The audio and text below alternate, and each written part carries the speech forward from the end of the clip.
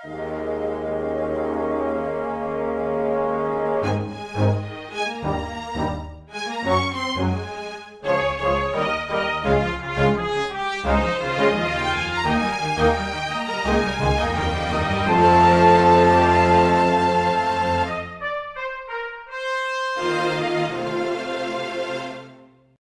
everyone, and welcome to Weekly Manga Recap.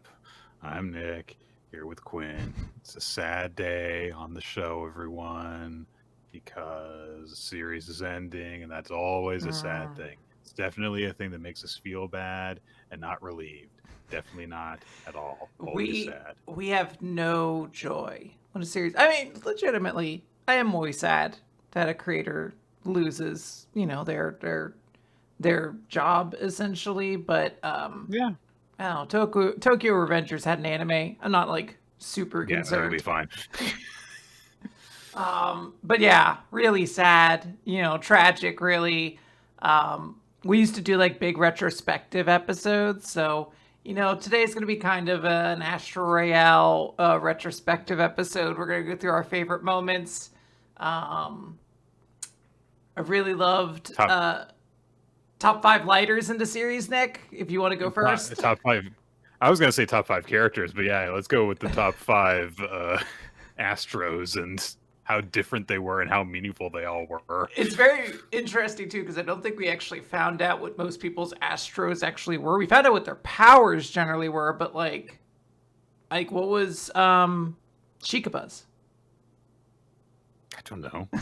Like, I'm sure someone out there could tell me. I'm sure they're going to be like, duh, his sword, or whatever, but...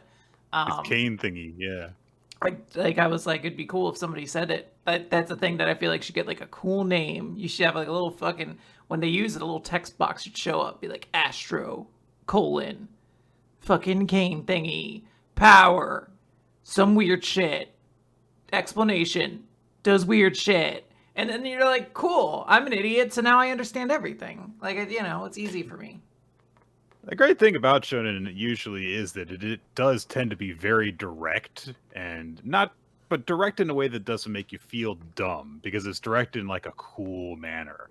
That's one of the things that we really appreciated about the Netflix live action version of One Piece was that it was like, you know what, we're keeping the wanted posters, and not only are we keeping the wanted posters, whenever someone with a high bounty shows up, there's this big cool effect that happens that shows off as like, this person's dangerous, and then they stab their wanted poster, and it's like, that's awesome. It's nice shorthand, and it's aesthetically pleasing. Yes. So the fact that a lot of the Astros in the series were very not special, it felt like, and typically not really catered to the unique qualities of the character, was a letdown. It felt like it was a misapplication of the tropes associated with this type of series, and instead there were just lighters for a bunch of people. I know it was only like 3 at most, but it's just that it was like 3 back to back. When that's out of your first 5, like it feels like a lot. It probably became a much smaller statistic as the series went on, but I can't tell you for certain if that's the case because I truly don't remember what most people's Astros was. I think the cop's was his gun. I don't know. I can tell you that both prominent female characters had makeup items as their Astros, because Kinpa had the compact mirror and Rayuri had the lipstick. Like, just absolutely outrageous. Which is wild, because like I'm making like some assumptions for a couple of them. Like, I'm sure the cops was probably his gun because he shot people with his gun a whole bunch, and that's probably why it was like right. Shikaba's sword. He attacked with his little cane sword or whatever. It's not like Ruri attacked with her lipstick, like she just summoned missiles. It could be right. Anything, Could have been a pen. She's a lawyer. Nah. Oh man, you know what? They made a big deal about the fact that she had like strayed from the family, like she operated separate from it in order to actually have power as a lawyer. So her thing could have been something that actually demonstrated her close ties to the family, despite that. But look at us, writing a series that never was. Hey, which is a good version of Astro Royale. Fair. So, and in fairness, they were the ones who made it into Shonen Jump, but we didn't. So, maybe that's on us. Well. But then again, in fairness to fairness, we didn't have a Tokyo Revengers. So. No. And also, we didn't get canceled in Shonen Jump, so there. So. Whoa. Okay. Well, now we're being mean. I don't want to be that. We are being mean. I actually have a lot of exciting thoughts about manga this week, and we'll eventually get to Astro Royale. But yeah, in the normal spot. But we got Ichi the Witch first of all. It's 31st Hunt Challenger, and this chapter begins with a flashback for Gokuraku, back to happier times when he was still a little weirdo who wanted to have magic powers and stuff, and he came up with the idea of... It's always right at the start.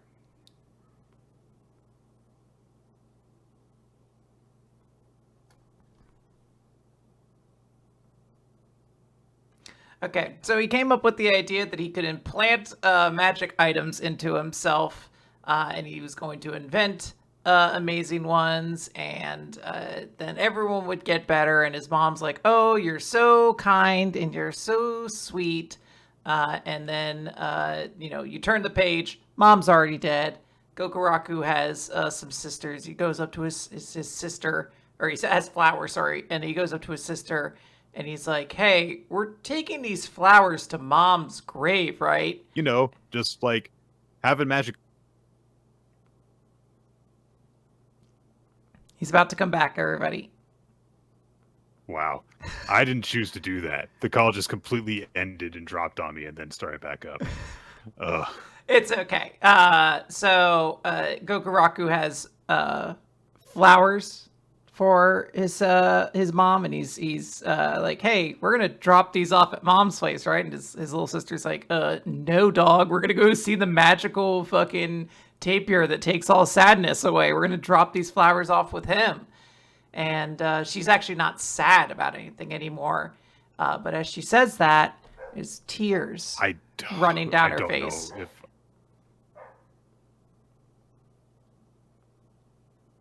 I'm not doing anything. No, I totally understand. This is sometimes just how the internet Windows update, aha! There you are, you son of a bitch. Okay.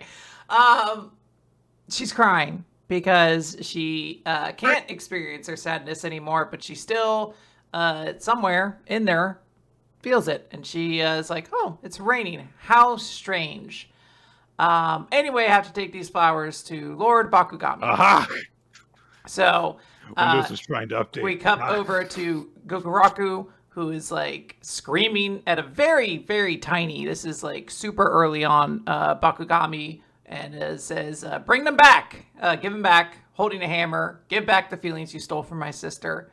Bakugami's like, oh, what's wrong? Did something sad happen? Come over here. Did something sad happen? Yeah. Did something sad happen? I'm so innocent and sweet. I don't do anything bad. Yeah, they're such a little tiny guy right now. They would never do anything mean. They're like, hey, come over here. Come and give me a cuddle time hug. A cuddle time hug will make you feel good. Get your parents' permission and spend $30 on me. Cuddle time. Cuddle time tapir. I don't know what I'm doing. Okay, I was gonna say, is this a real product? Did I miss it? Or are tapirs having might as well be having like a big resurgence in today's modern youth? Look, I say that like somewhat truthfully, asking it because I never know when a fucking VTuber is gonna be themed around an animal, and then they show up at fucking Dodger Stadium like the next day. I don't know this world. It's not my purvey. Look, I've laid a couple things pass by me. I don't understand what chicken jerky is or what the fuck from the Minecraft movie. I don't understand it. Some things just go, and I don't know if there's like a little tapir VTuber that's like super popular, and all the kids are like, I want a tapir. I'm gonna spend $30 and get this magical comfort tapir. I would buy a plushie of this version of Bakugami. It looks very cute. And it's got a little snoot, which is nice. Snoot could be longer, but yeah. It could. Gokuraku demands that he give back the feelings, and a little cuddle time. Tapir says, "Oh, you poor thing, come on. You come home and you won't care about anything anymore, you mouthy little brat." And I swear, like, I guess that the actual forlorn, what is it? Sad, joyous sorrow. Joyous sorrow, I believe. The joyous sorrow has no chill because one little kid mouths off to it a little bit, and immediately his head is their head, I should say, is coming out of Bakugami's body and stretching out the flesh really creepily and saying, "Oh, what's your problem? It'll be easier if you just throw away your feelings. Come on, hold still. Let me erase your feelings. Hold still." And Gokuraku rears back and just punches Bakugami right across its little snoot face. But Bakugami goes, "Gree! Gree!" which I guess is the sound that tapirs make when they're in distress. And the guards show up and restrain Prince Gokuraku. They're saying, "What's wrong? What's wrong with you? What are you doing?" And he keeps on calling Bakugami, of course, a demon that he wants to beat up, which of course he wants to. He stole his sister's feelings. Mm-hmm. They go to the king with this issue and say, "Hey, he's royalty, but I don't know what we should do with him. Like, if we harm, if people were to hear that Gokuraku harmed Bakugami, the people would be livid." So the king ponders what to do, and then goes to Bakugami and apologizes and says, "Oh, he's a good boy. I swear he's good." And Bakugami says, "You poor man. I see that you're sad. Hold me." "Oh, that's not good." And so Gokuraku, who was thrown in a cell for this, is approached by his father, released. Gokuraku starts to make his case, but he immediately says, confine him to his rooms, keep watch on him. If he acts up again, exile him. And Gokuraku is not listened to by his father, completely ignores him when he asks for attention, and he says, "That boy is none of my concern anymore." So it seems that in addition to his sorrow being taken, that something else on top of that is going on. Because, I mean, this is not exactly the behavior of someone who, just has their sorrow removed, unless it's like a drug-like quality that is immediately kicked in from the relief that he feels. But Gokuraku realizes, I have to do something. And he's the only one who realizes that Bakugami is a monster. So he works and he works, does what looks like a very painful and rudimentary procedure to himself. He's smashing his own arms. He says like his arm in a vice with like something he's about to nail into it. And it's like, brutal. He's like, what, like 8 when this is happening too? Like 9? He looks pretty young. Yeah. And he says, even if they fear me, even if they hate me, I will stop it. And we transition from him slamming the armaments into his arm into the present with the older teenage/adult Gokuraku, who's just been told by the Joyous Sorrow magic that he's going to force his sister to endure the trial. And Joyous Sorrow says, I said, if you want to stop me, you got to take my trial, but I'm going to pick your sister as the sacrifice. Sorry, challenger. And Gokuraku says, I'll do it. I'll take the 10 years of sadness. I'll bear it. Get that goo ball. And Descartes is right there just, hey, whoa. I'm the pro here. Let me handle this. And Gokuraku's like, no, I have to do it. And the Joyous Sorrow Magic has a wonderful solution to this, saying, I'll give you both a special chance. Behold, the exciting, thrilling Challenger Roulette! I love There's how a Wheel of Fortune thing. I forget what its name is, but the barn owl spirit is still just like in the fucking background, just like hanging out. I just make him tell the truth. So what am I gonna do? In my mind, I want to say like that the barn owl thing is like now becoming like the Vera White, like the Challenger wheel, but it's like a deeply unnerving Vera White where it's just like ominous the entire time and there's no arms. Just headbutts the letters in order to rotate them. It just screams and letters turn around. You're like, yeah, that sounds about right. Approximately 1/6 of the entire wheel is dedicated to Gokuraku and Descaros's spots on it. Gokuraku gets a name. Descaros's spot is just labeled "Dumb Witch," which isn't it legally binding? By the way, you couldn't do anything with that in a court of law. Now, unfortunately, this is magic. Yeah. I mean, Ichi is a dumb witch as well. So that is true. He's arguably the dumbest witch, so he would be the most fitting. Mm-hmm. But it's very clearly like, because I mean, almost the entirety of it is space dedicated to Richiya. It is not exactly a fair spin, but you know, the Joyous Sorrow magic is building up as the spinner starts to move. It says, "Who will it choose? To whose name will the arrow of fate point?" And Gokuraku runs in and smashes it, just breaks the whole thing. Then the next page after it's introduced, and he says, "I said I'd do it. Hand over that gross goo ball." I'm not sure he understands exactly what this is, because he keeps on just saying it's a gross goo ball. He knows what it is. He's been told what it is, so he keeps on saying that. And the Joyous Sorrow magic says, "But the rules!" And Gokuraku says, "I don't care. Never paid any attention to rules before, and I'm not going to start now. I've been waiting for this moment for ages, and I'm not waiting any longer. Do you even get what's happening? Right now, the human standing in front of you is a man who dedicated 10 years of his life just to punching you in the face." What a great... And he rears back. A great line. He rears back. His gauntlet goes hums with power. He amps up to a 50% synchro rate and punches the Joyous Sorrow magic in the face and knocks them into the ground.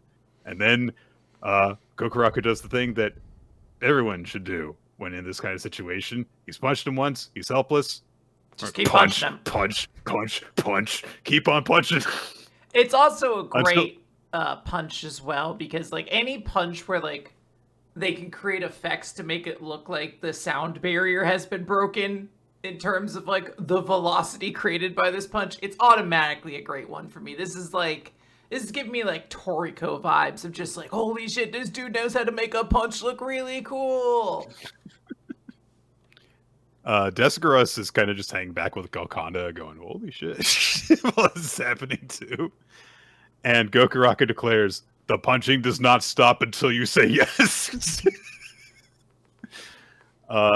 Demands to be allowed to take the trial. The Joyous Sorrow magic, whose face is like melting partially from the force of punches, says, "What is wrong with you? What are you doing?" And he's like, "You can't do this. No, you're a male. You can't do trials and acquisitions. The roulette wheel before was a farce, you know. You can't take the challenge. I'm choosing my challenger, and I'm going to make you watch as your precious sister screams in agony while she loses her mind." And Ichi shows up to knock the shit out of it. Landing right on top of Joyous Sorrow and is like, "Hey, is this the one you wanted to punch?" You need help punching him? I don't know if you've punched him yet. I like that Ichi wasn't sure, but he still dive bomb super kicked this gang. Like he still like impact superhero punched it basically, and it's like, yeah, you know what? Thank goodness you're right. That is the one I wanted to beat up. Oh yeah, it could have been some innocent magic. We haven't really met too many of those yet. I mean, we've met one. Yeah, I was gonna say we have met some. So we met one who nearly destroyed a village by being innocent. So I wasn't even thinking that one then. Then we met two. I was thinking the witch who's a magic. The one in the that's true. Facility or whatever. Yeah. Yes. All right. Well, what a fun chapter. Great spotlight put on Gokuraku as well, after kind of having maybe a little bit of a shaky start. Has definitely come a way to enduring himself for the last several months. This chapter ruled. Gokuraku comes off so cool in this chapter. great speeches can like really sell you on a character, and the speech of just like what's standing in front of you right now is a man who dedicated 10 years of his life just to punching you in the face is such a great fucking line that if you're not on board with this character, I would honestly be like, you should just stop. Like, you should just give up, because this shit rules. Gokuraku gets to just beat the shit out of this magic, and it's awesome. But I do like how the magic's like, I mean, this is all bullshit though. Like, I'm choosing my challenger. I'm killing your sister, dude. Like, just deal with it. Yeah. Like, accept that you've lost. Stop punching me. It's not going to change anything. But yeah, I'm very curious to see what Ichi's, addition to this situation will ultimately entail. Like, is he going to make things easier or harder? I don't honestly know, but and I'm super excited for it. And yeah, great chapter. Absolutely. Blue Box, chapter 193, New Year, with a color page of our core characters in pachinko balls. It's very cute. I wonder why only some of them have items. That feels unfair. Like, if you get the figure, they should come with a signature item, and only what would Hina's Taiki. What would Hina's signature item be? She could have like a ribbon dancer. Okay. Yeah. And Ayame's?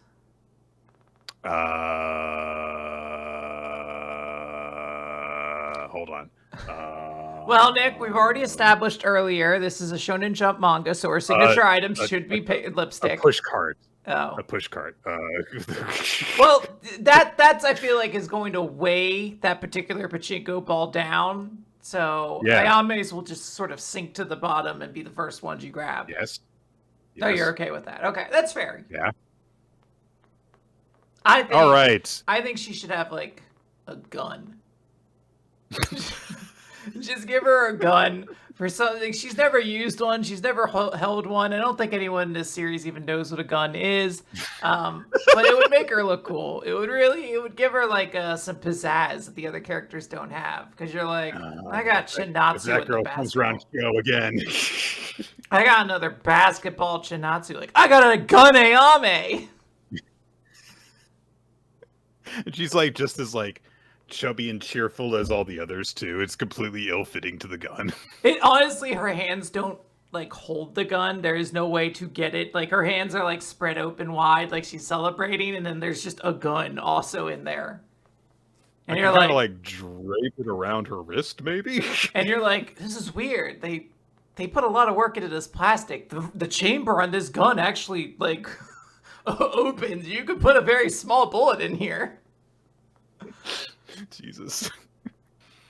Oh, but it's a new year, Quinn. It's It's time for the first shrine visit of the year for a bunch of characters.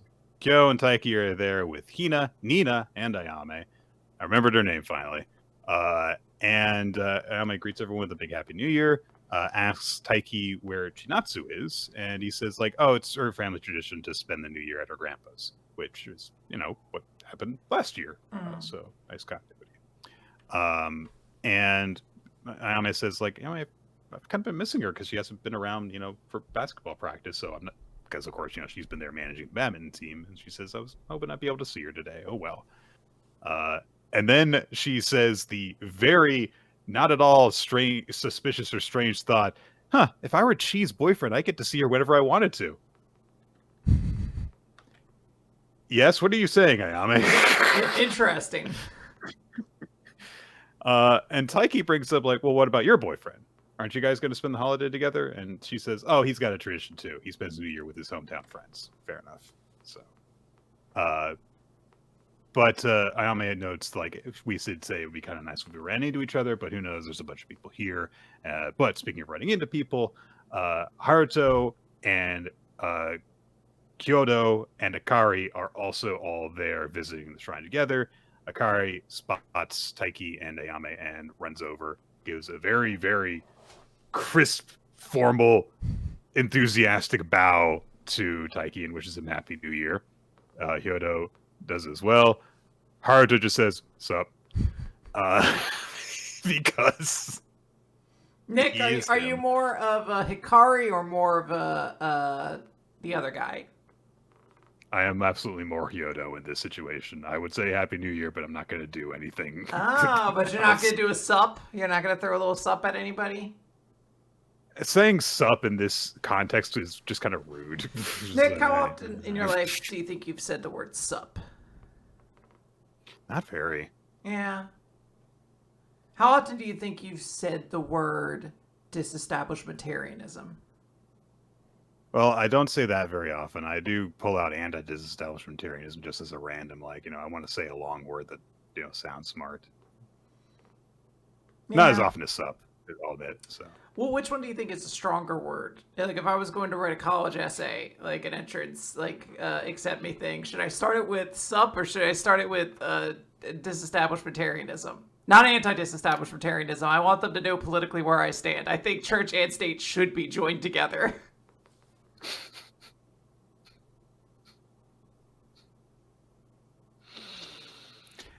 Anyway, so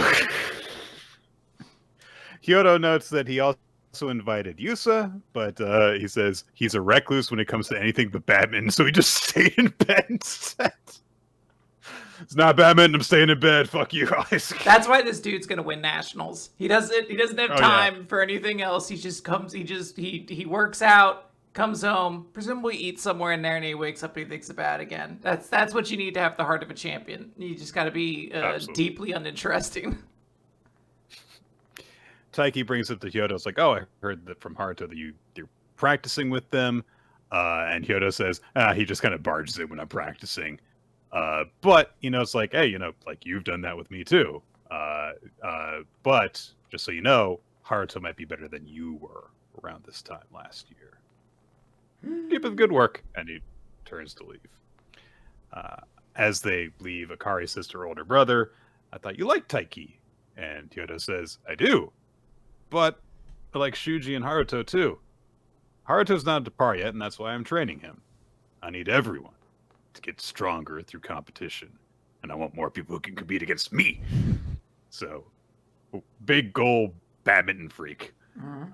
Hyodo's probably hears all this stuff with Haru. He's like, oh yeah, I'm done with badminton. He's like, fuck! It's like, you motherfucker. You're supposed to get stronger so I can crush you! You were my rival! Well, I was your rival, but you know what I mean. I had many rivals. You were amongst 20, but, still, you belonged to me. Jeez, alright. And then it becomes a different kind of series, and we're like, that's how this series is staying in Jump. You can't be a sports manga unless the boys are infinitely dateable. Bit of a montage of people, just going to the shrine, getting there. Taiki clasps his hands and he just says to himself, Dear God, my name is Taiki Inamata, live in Saitama Prefecture. I'll be going to nationals, so please watch over me. And he just gives a bow, and that's kind of it. He's done. We pan a little bit over to Ayame, who is right next to him, and is like, and may entrance exams go well for my sister and Kengo and Nishida Senpai, and she's still praying as everyone's off on their futures and everything like that, because she's got a whole lot of stuff that she's worried about, and it's kind of one of those things that shows who Ayame is at her core. I think that because she's got all her thoughts about oh, romance is just supposed to be fun and stuff, but she's also probably the most dedicated person to friendship that we've seen in this series. She really cares about her family and her loved ones. I was going to say, everyone in here knows Nishida, and she's the only one who we see actively, wishing for his good luck in future tests. Now, granted, he's an idiot, so, everyone really should be oh, man, and really help out my good bud, because throw him a bone. Yeah. Let him, get handed a test where, half the answers have already been kind of filled in for him for some reason. They get their fortunes. Taiki gets a moderately good one. And Kyo gets a curse. It's all right. It's fine. Ayame finishes up, and as she heads back over, she's just thinking to herself like, "Oh, I should get like something warm because it's really cold here." And Kyo hands her some amakaze. Thought of her while she was, busy paying her respects and everything. Amazake? But she says, "What is that?" Amazake.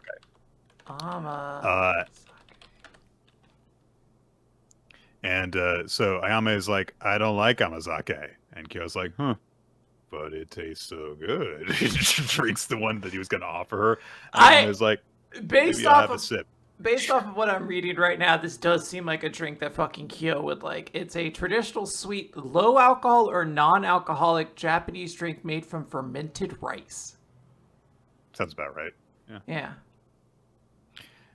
So he drinks it immediately. Ayame is like, "Maybe I want a sip." And he's like, "I know what I said, but I haven't had it since I was a kid. Maybe it'll taste better now that I'm older."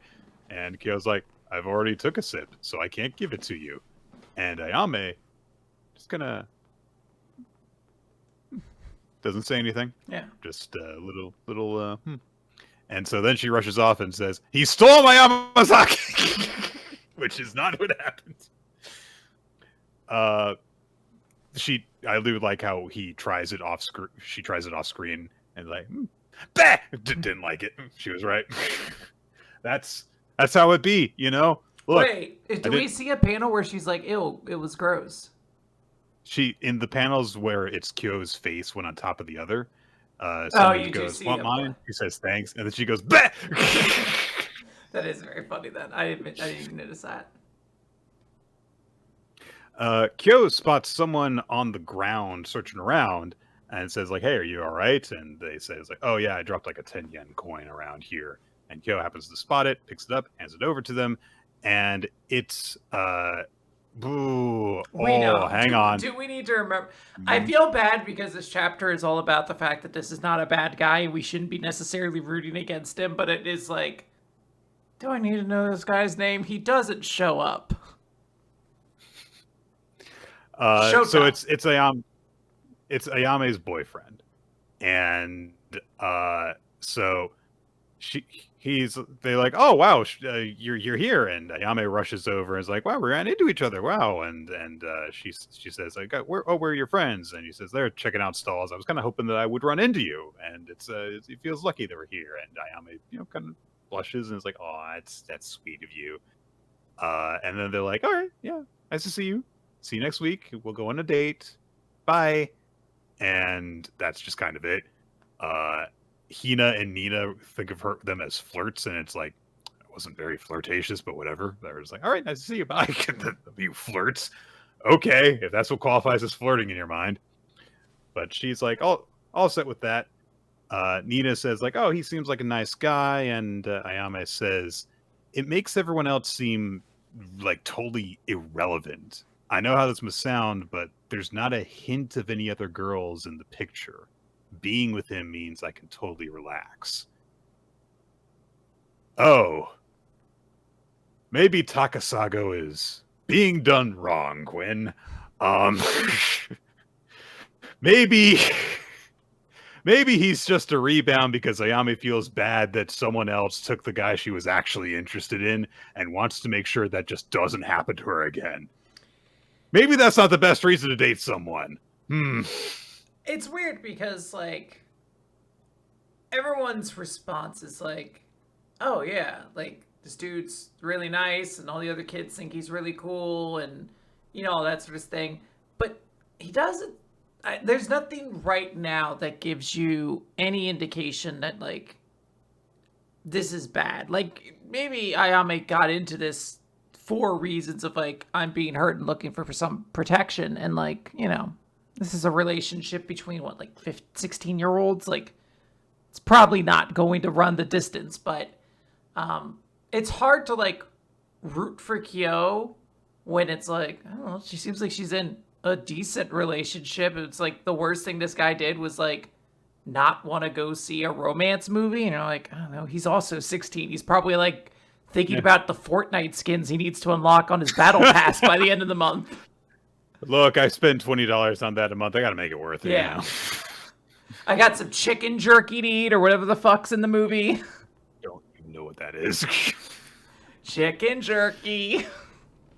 So she says that being with him means that she can relax, and Nina's like, oh, that's good. And then the two of them head off together while the three friends, Taiki, Hina, Kyo, go off together. Go off together because, they have to take the train back. And so they say, like, oh, yeah, it's nice that, we should, like, get some charms to help, for good luck charms for, like, Haru Senpai and the others who are studying for entrance exams. And Kyo brings up, a year from now, we're going to be taking entrance exams, too. And Taiki and Hina look at him like, what do you mean? What do you mean the time will pass inevitably? But he brings up, like, although you're probably going to be getting on a sports scholarship, Shono, because, she's the third-ranked rhythmic gymnastics person in the country. But Taiki is maybe a different matter, But while they're on the train, they overhear Takasago talking with some friends who are very loud. They're like, your girlfriend was there. Wow. Oh, man, you're always bragging about her and stuff. Man. And she says, like, yeah, she was there with her friends and stuff. And his friends say, I mean, you could have introduced us to her friends. And he says, she came with 2 girls and 2 guys. And so someone says, she did her first shrine visit of the year with boys? You're too lenient. Aren't you worried? And Takasago just says, that's who she is. Just because I'm her boyfriend doesn't mean I have any right to control her. And she says, what if one of the boys goes for her? And Takasago says, well, one of the boys she was with is famous for going out with a super hot older student.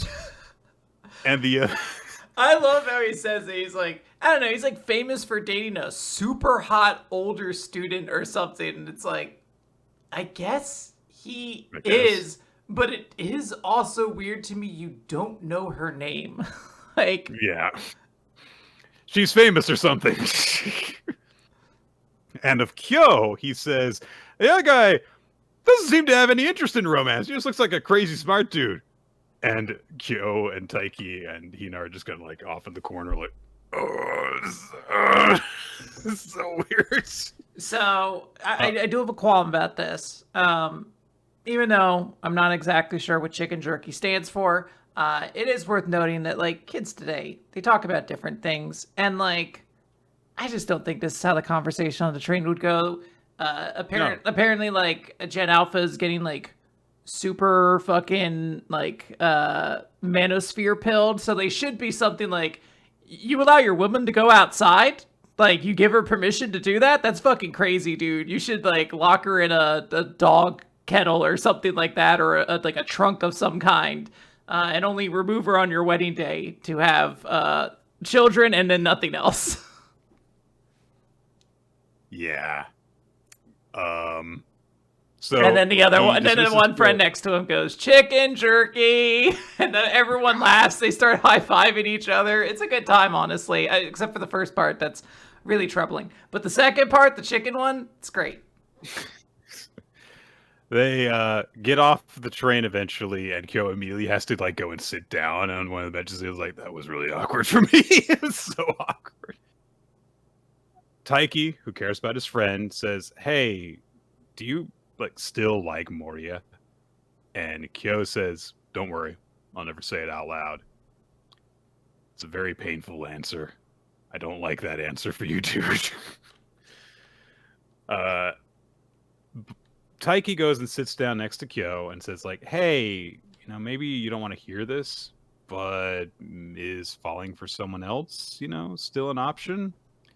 And Kyo starts to kind of say something, and then kind of, like, you could tell shifts gears. Is like, yeah, well, you're the one who's all lovey-dovey with Chinatsu, so you're saying that from a very comfortable grounds.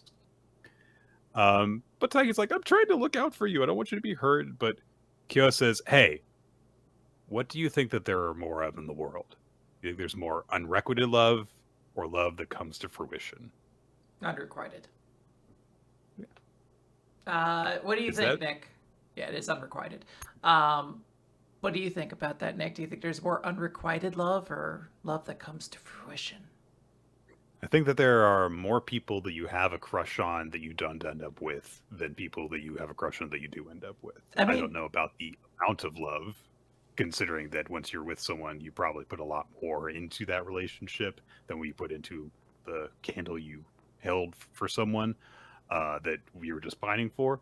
But in terms of like, yeah, there's going to be more people in the world that you have crushes on that just nothing comes of it at all.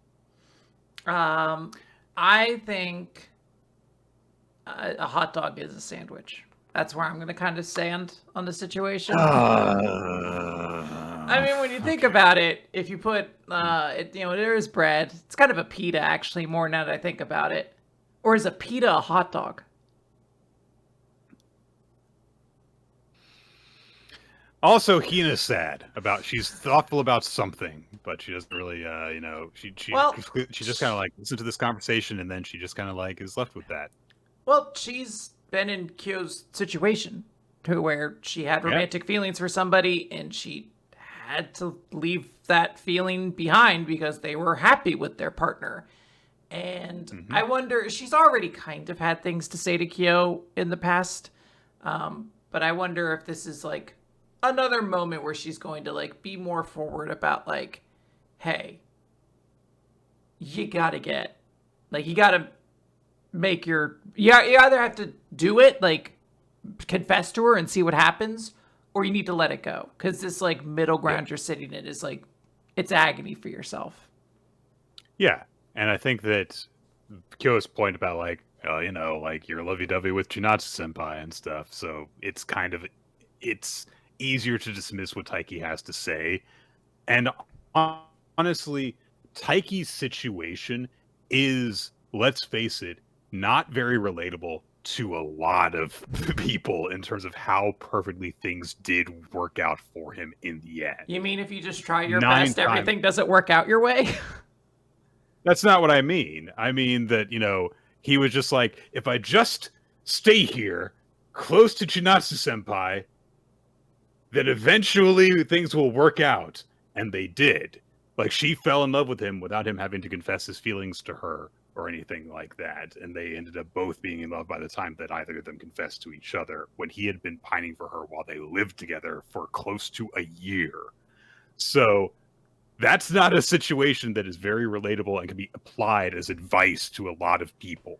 Whereas Hina, who loved someone and got rejected because they were in love with someone else, can very much relate to what Kyo is going through. So if she has something to say to him, it would probably go down a lot easier. True. Now, could we talk about anything else? Can we just like keep talking about Blue Box for a while in this chapter and how good it is? And then like, I don't know, you ever want to like do like a fun game where like, maybe like a random episode, say like this one, we just skip the next manga and we just move to the one after that. Just like a fun, weird, quirky little game. We can't do that, Quinn. I'm sorry. Why? There's magic eyes in this chapter. We control everything about this show. They can't take it from us. We can do whatever.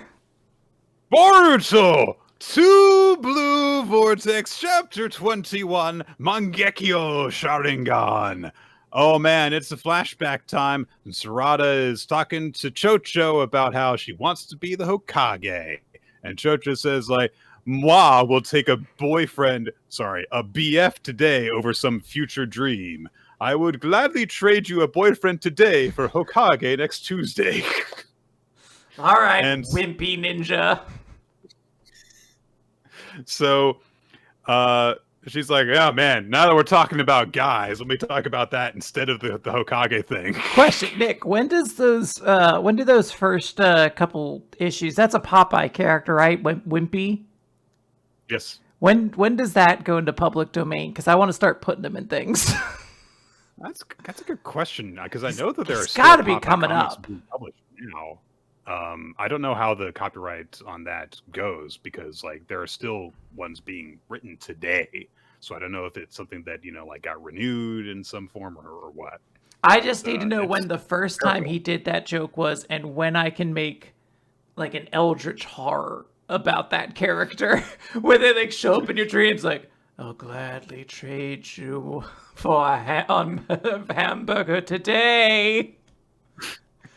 And it's just titled Tuesday. Yeah. See, it'd be better than the current Tuesday, which is like a pretty meh movie about a parrot who's actually the specter of death that Julia Louis-Dreyfus in. This is the real movie. I did see it. It's not very good.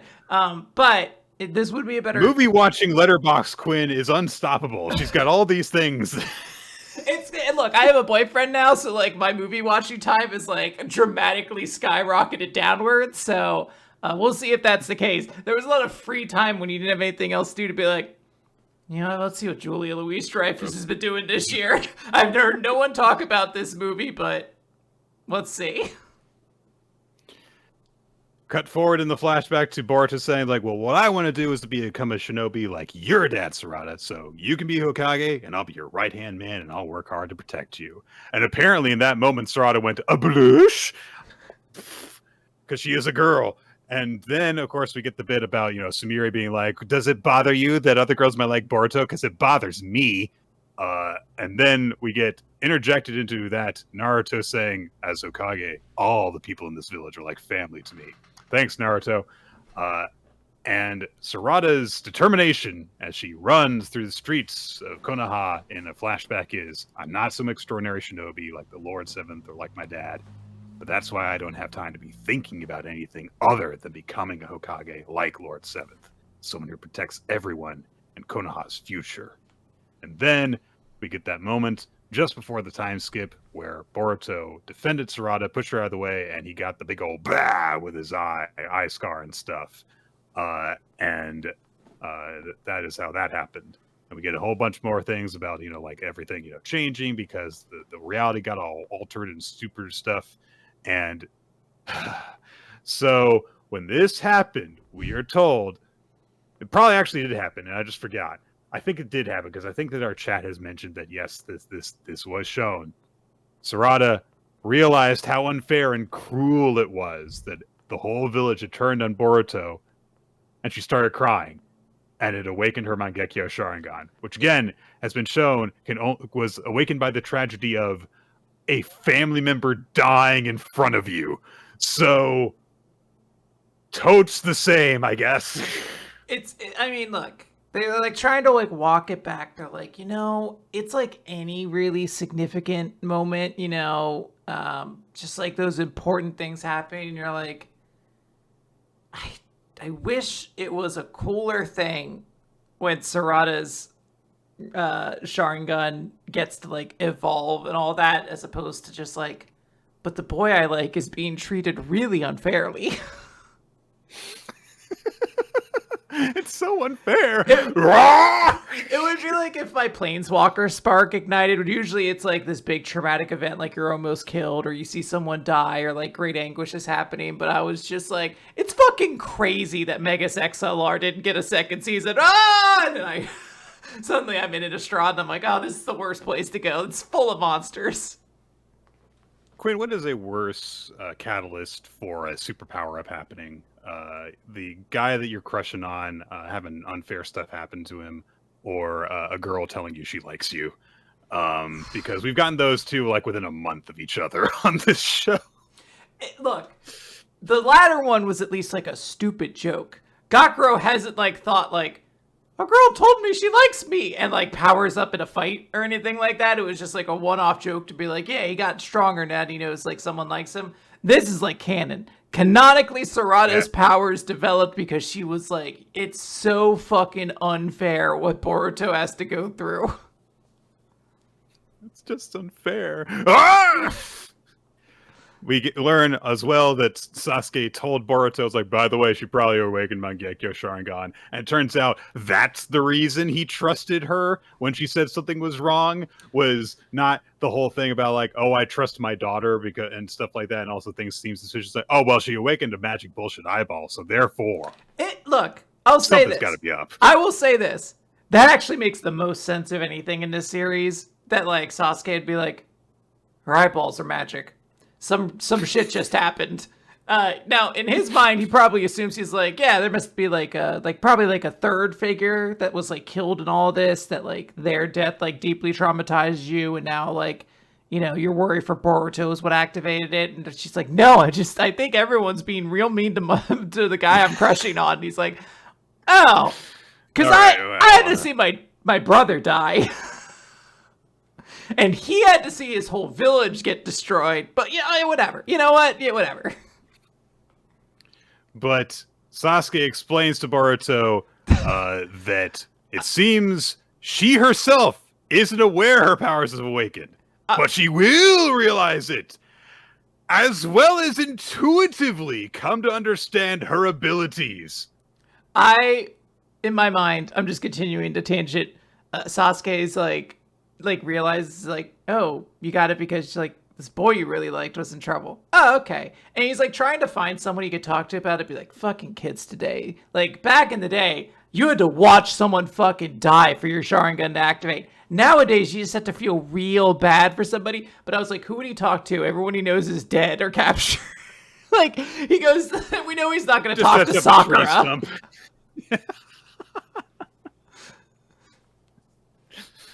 Oh, man. I'm so glad that I've got you to talk to, Stump. It's not like there's anyone in my life that would awaken my Mangekyo Sharingan now. God. Sarada in the presence got her Mangekyo Sharingan. It made her hair be better styled, and black holes appear around her. And the black holes are sucking up all the iron sand. Whenever Ryu tries to attack her, it just goes into the black hole, and she's fine. And of course, all the other people are, they're freed from being, puppeteered by them because it just sucks up all the iron sand in their bodies. Sarada tells Mitsuki to guard the others and protect herself. And she says, hey, this ability may have just awakened, but I already know what it can do. It's great. It's great that that's just how that works. More iron sand. Ryu's like, well, I just need to have iron sand go from the opposite side of her, is where the black hole is, so that way it'll be drawn towards the black hole and just, go through her and attack her. It's a fairly decent plan. Sure. But Sarada just, summons another black hole and it goes to that one instead. And so it's not going so well. And Ryu's like, oh, there are two. Oh, no, there aren't. And there's like 5 of them. No, wait. He counts 4. So Ryu is also getting tugged up into the air because, there's vortexes sucking him up, and Sarada also uses them to fly because, sure. And Mitsuki goes, they're floating. That's it. I bet it's gravitational force. Can't get anything past this kid. So Ryu attacks with iron sand. It goes back down to the sand because gravitation force is being exerted. It gets sucked into the vortex, and then Ryu is getting sucked towards it. And as he's getting sucked towards it, Sarada says, for too long I've averted my gaze, fretting that my goal to become Hokage felt so out of reach, never able to do anything about all the calamities happening. I didn't want to acknowledge it. I was scared to admit how powerless I am, so I looked away from the me who felt unsettled by the class reps' feelings and from my own feelings towards Boruto. I rejected them all as weaknesses, not realizing that I was also rejecting the power hiding inside me.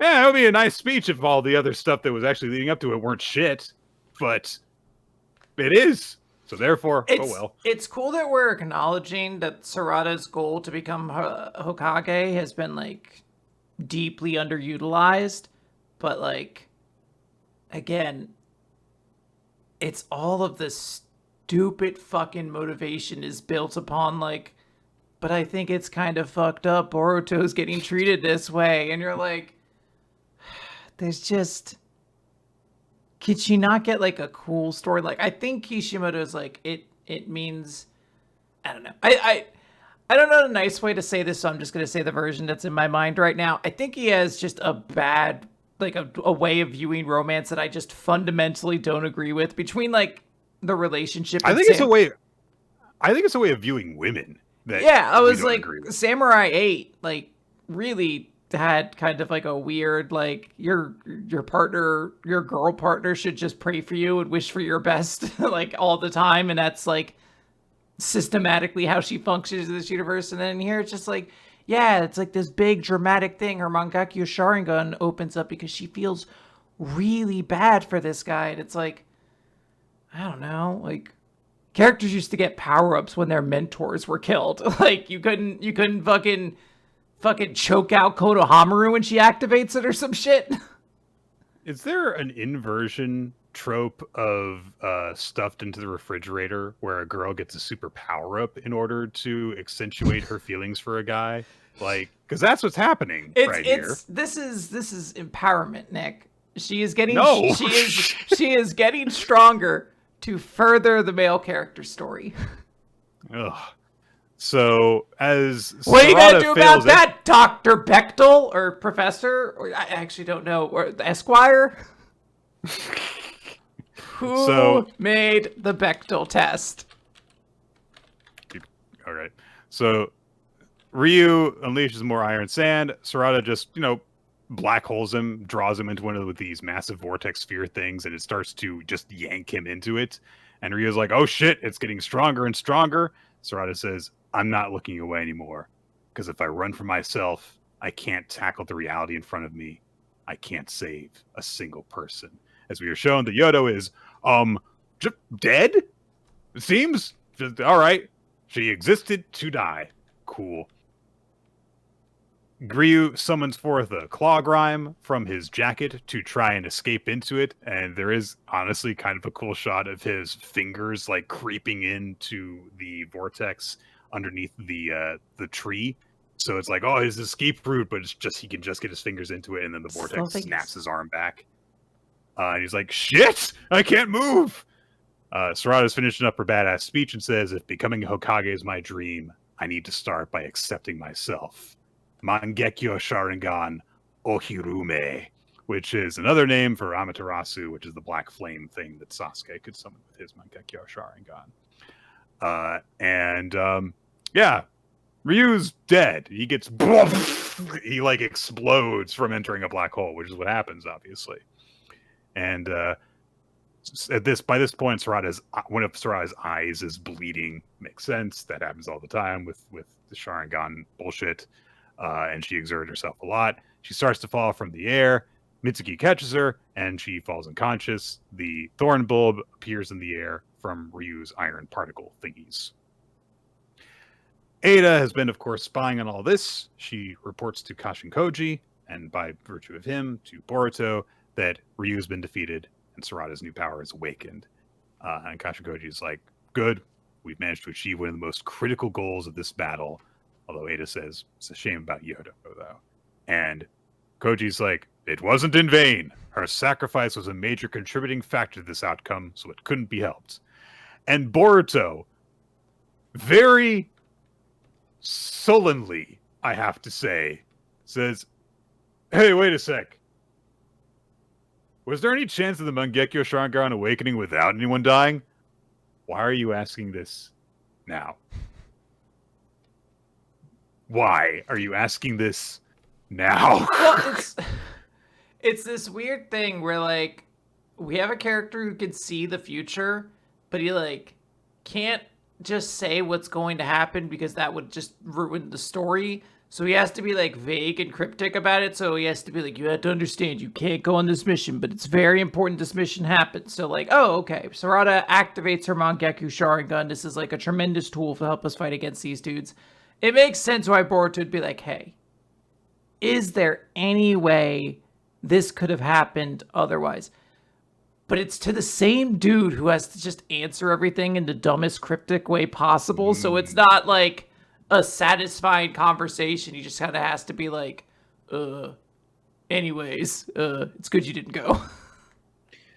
I know that Boruto is supposed to be a different character from Naruto. That's why they've had, the Sasuke training and stuff, different trials for him to overcome. It makes sense that his personality is different. I would give anything to have him in this moment where he hears that someone has died as a part of a chess match to make someone's power awaken, for him to be like, why the hell did you do it this way? Why didn't you try and do it in a way that saved everyone? You're making me stand here when I could help, and I let someone die because I did that. And just have him get mad. And, of course, this leads up to him doing something stupid, but, like, there's no passion in this boy's face. He's just like sullen the whole time. And Koji is answering his questions again cryptically, like you say. And he brings up like, hey, Jura's connected to all the divine trees. If you go and try and, interfere in these battles, he'll see you and he'll seize you and kill you. Every time that I've seen a future of that happening, you die and we lose. And then we cut over to Matsuri and Konohamaru. Matsuri's not doing great. She's missing most of her lower body, but she's got her collar root things dug into Konohamaru's shoulders. And then Shuriken appears in Matsuri's shoulder, and Boruto is there. And he chops her up. Pa, pa, pa, pa. And Kashin Koji's like, no, he's going to ruin everything. As, of course, Jura senses that's where Boruto is because, he saw him through Matsuri's Rinnegan. And that's it. That's our chapter of Boruto for this month or whatever. Turns out Bechtel was a cartoonist, Nick. I thought this was like a science thing. But I guess it is. It was a storytelling thing. Yeah. Well, I do think tests should be run with like test tubes and like beakers and stuff like that. And I assume like if you pour the green fluid into like a couple containers back and forth, you're like, women are respected now. And you put it in like a little stand that holds beakers. And you're like, no one touch it. That one respects women. Sorry, you said beakers. Now I'm thinking of the Muppet Beaker. So. I mean, you should. Honestly, he's a great character. Beaky, if we just combine these chemicals together, people will respect women. Yes, of course we do. So, it's Dandadan time, Quinn. I'm done talking about Boruto. I don't have too much to say, so instead we'll talk about Dandadan. Chapter 191, The Mistake. And we open a Miss Adachi, Nick. I didn't think we were going to see her again so soon. And she's wearing this rain jacket, and she's walking like underneath a bridge. She's looking at her phone. She sent a text message saying that she's obtained a power, and the response is pick up in 30 minutes under this bridge. And when she gets onto the bridge, there's a very creepy looking guy holding a briefcase there, and he extends his hand out. Yeah. And Miss Adachi looks, she starts getting a phone call. No caller ID. Picks it up. Voice on the other end says, you've been working so hard, Miss Adachi. And she's like, yeah, I've attained a power and I have it with me. What do I do now? Unfortunately, Murakami, the person you took and attacked the power, is one of you. I mean, he was also collecting powers. And she's like, but that can't be. He's like, it is unfortunate. Curious, though, I'm the one who tells people who to go for, and I never, indicated that he was a target. So why did you go after him? And she's like, I sensed that something was wrong and different about him and that he had powers, and next time I won't do that. And she's like, so this time you did nothing. The Lord of the Flies user defeated Murakami, and all you did was pick up the leftovers, and by mistake. So you are disqualified. Hand over your Kazuka knife to the man in front of you, and we will also require that you give back the power you were given. And Miss Adachi's like, no, I swear, I'll do it right next time. But the voice says, it is beyond you. To take someone's abilities away, you must make them surrender from the bottom of their heart. And there is nothing stronger or more difficult to understand than the human heart. A person with marvelous power would have an id cosmos which does not fear death. And we see Momo in this example. And in order to defeat such a person, it is necessary to thoroughly attack the people around them, such as their relatives and friends. And you, Miss Adachi, are so kind-hearted that you could never be that cruel, could you? She is, of course, like, no, please, I could do it. I promise you, I need to help my mother. And then she is cracked in the face with a briefcase by the strange man, who then just starts pummeling her with the briefcase, shouting that she needs to accept her defeat over and over again. And as she is getting wailed on, she just thinks about her sick mom in the hospital. And it looks like things are real bad when the strange man is kicked in the face. And who should be there, Nick? But the cop. I forget his name. The only good cop. The only good cop. Oh gosh, what's his name? His name is like a Jumanji pun, but I always forget it. Anyways, it's that guy's surrogate father figure. And he is here. He's like, seeking immediate assistance. There's a location is the embankment under the overpass. And the strange man immediately starts using the fairy tale card. And the cop responds like, I remember you. And a strange person says, this officer's immune to the fairy tale card. It won't work against him. I couldn't have drawn a worse losing lottery ticket. So he turns his power on Miss Adachi instead.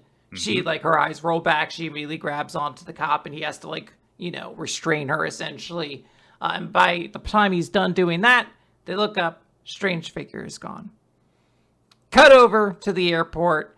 We see our group. I always forget. Why am I forgetting her name? Granny's name. Seiko? Seiko. There it is. She is saying, hey, Manjiro, leaving everything to you. And he's like, okay, cool.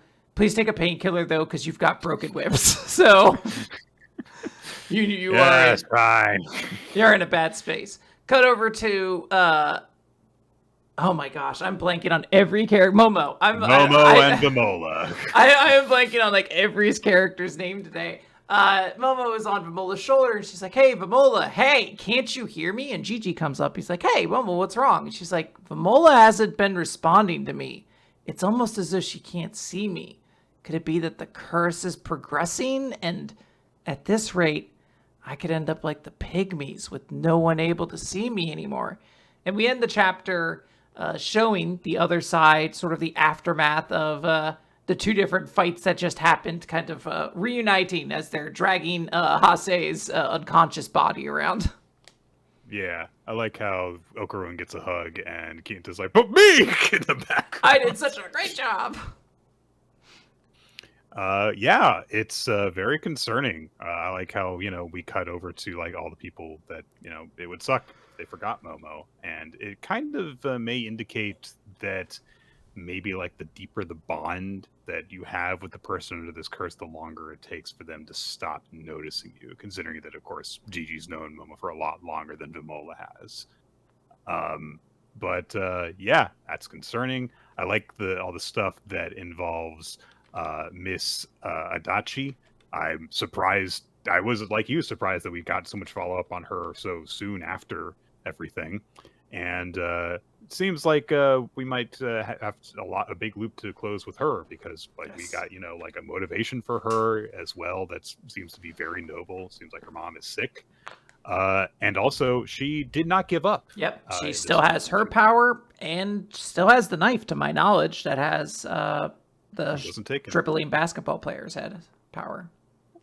So there's a lot of intrigue in this, but I also just really like this chapter in general in terms of how creepy this setup is. I love that Adachi is talking with the figure on the phone, but she's looking at the person working for them. They're the physical stand-in, and knowing there's it's almost as if this person is talking, but of course they're not. They're not saying anything. And Adachi is even making gestures towards them as if she's talking to them directly. But the truth is way creepier than that. It's good stuff. Yes, absolutely. Yeah, all right. And Quinn, we've reached the promised moment. It's over, Tendo! It really is. Yes, it really is. Hibaru, chapter 50 of Astro Royale. He punches and he punches and he punches, and his big old fist thing that he's summoned with the power of friendship vaporizes Tendo, who goes, "No! Why is it always those damn Yotsurugis getting in my way?" What great final thoughts. Boom! Dramatic finish. Big dust cloud knocks people on their asses, and in that moment, as Hibaru has, blasted all of everyone's wishes into the sky, he's floating. And a voice says, "It looks like you got the second daybreak ore, Hibaru." And Hibara says, I thought it was you. I heard you went missing, but I recognized your voice. Established character in the series, Sora. 7th adopted child of the Utsurugi family, Sora Utsurugi. She's got boobs. And Sora says, the meteorite, the daybreak ore, it all began at Plant Zero, when Dad accidentally came across a certain something when drilling for oil there. An extraterrestrial. Dad named that being Sora. Not long after, the government caught wind of my existence and they tried to steal me away, but Dad protected me by adopting me. What is happening? And so... So, now, hold on a second. So, we see this moment of all the kids and everything, but, like... Is this everyone who should be here? Like... What do you mean? Well, like, she's the 7th adopted child. Yeah? Never mind. Hibaru is the one natural-born child. For some reason, I thought he had Tarasu's like the 13th or something like that. I was like, should Hibaru be here? But he's actually the one character who definitely should be here. Who would have been there, yes, from the beginning. Yeah, if anything, we're missing a character in that. Oh, it's because he doesn't come in. Tsubasa doesn't come in until afterwards. So we see the 5 of them besides Tsubasa in this one shot. It's like, well, here's all the... We don't see Tarasu, do we? Tarasu's not adopted yet. You just said that. He was who's the big guy? I know that doesn't describe it. Tarazo. Shouldn't he be here? He's the 3rd. Ooh. He was busy. 5, 6, 7. Maybe he's busy. Yeah. So anyway. Why are we caring? Who gives a shit? The series is just like, here are all the things I was going to do. Oh, man, we got to break into this lore right now, Quinn. If we don't now, Nick, when will we? Then when? Their father says, this is your new sister starting today. Her name is Sora. Fucking Chio is like, why Dad adopt a worthless girl? How do you know she's worthless? You just met her. She doesn't. He has a great eye for character. Oh man. Tsubasa says, don't talk about her like that. And very kindly Tsubasa says, don't worry, I'll protect you. Tsubasa was often in and out of hospitals due to poor health, but he was always kind to me. Anyway, so here he is, sick in bed while Sora's visiting him. And when she says that she's an alien, he says, ha, you always come with the weirdest stories. But if that's true, then when we grow up, I'll just have to marry you so you don't go back to space. And Sora's like, well, marry me? Well, you and I are a lot alike, allegedly. We're not strong like our siblings. We're also technically siblings. Well, I'm sure Dad adopted you so he can protect you. So Tsubasa loved me despite who I was. Thank you, Sora, for telling us this. And then, turns out, Sora did get handed over to the government. And their father says, I did everything I could, but I had no choice. What do you want me to do? My hands were tied behind my back, or I don't know. I don't know. Maybe they told me they were going to be mean. I don't know. Anyways, I tried. My hands were tied by the fact we only have 5 pages to tell this backstory. So, sorry, no details. Tsubasa says, that's ridiculous. I'm going to go and save Sora no matter what. And 2 years later, Plant Zero had completely changed for the worse. Tsubasa found me there. She was a daybreak ores. And look at them. There's the hands, there's the ribs, there's the eyes. And Tsubasa goes, how could they be so cruel? And clutching his head, tears streaming. I won't let them get away with it. Not the government. Not this whole world. Sora declares the daybreak ore is the result of the experiments done on my body, which broke it into 6 pieces. 6 tiny, not at all make a human pieces. And then Hibara goes, ugh! That's his reaction. The day that their father died, Tsubasa stood in the middle of Kasumi Gaseki and held up one of the daybreak ores and said, it's time to end it all. He traded his own life and this country's central government to alter the trajectory of the asteroids which caused the disaster. Hatred, desire. I have the power to grant any wish no matter what it is. So I ask you once again, Hibaro, what do you wish for after collecting these Dragon Ball fragments of my body? Hibaro wakes up on the ground. Shikba approaches him and says, you're alive. Yes. Everyone else has survived. Yay. And they're like, oh my god, they all call beat up. Everyone lend him a hand. Hibaro stands up. I'm fine. I can walk on my own. Cool. So then they're like, Hey, and Tarazo grabs Shikaba, and then, oh my god, I forgot about this moment. Then Kimpa, she's brushing away tears. She's happy that everything's okay. Hibaru, I'm glad he's alive. And Rary says, heh, we can't have your future husband dying, right? And Kimpa says, what are you talking about? There's no way I'd marry him. Didn't pack Dr. Bechtel's test, unfortunately. No, of course not. Hibaru looks up to the sky and says, one day I'm going to rebuild this world, Sora, with all my siblings together. Except you and Tsubasa. But, you know, and all the others, the ones that aren't dead. And when I do that, I'll destroy all the fragments of the Daybreak Ore. Question mark. Tsubasa's final wish was for destruction, with a glimmer of hope. That's what created this power. And he holds his hand up and he clutches at a bird flying through the sky. I don't know. And then anyway, everyone's gathered in the rubble, and Hibaru declares, come on, everybody! We've got a lot to do. And we get our chapter title, Chapter 50, Destruction and Hope, End. That's the end of Astro Royale. Look, everybody, see? I had a plan the whole time. I had a backstory. It was going to be great. It was going to be great. Oh, well, no more. Whew. Look, there are a great many ways you can end your series when it gets canceled in Shonen Jump. You know, you can immediately just stop where you're at. You can blitz forward to get to like the ending you intended. But I truly believe the worst way you can end is just to explain all of the things you wanted to do instead. Because it is like, look, we all didn't like this series. I don't know if there was a single Astro Royale fan left in our Discord by this point.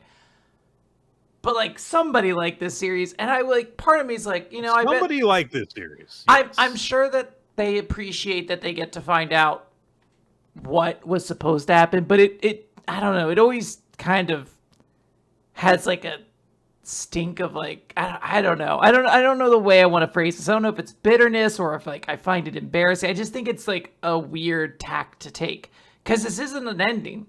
Like there's no conclusion to this. It's just like, hey, wouldn't it have been super cool if we had gotten to see all the things that I had planned out and like was slowly building towards? No. And then it's like, maybe. Yeah, I get like I don't know. What's you know what you could have done?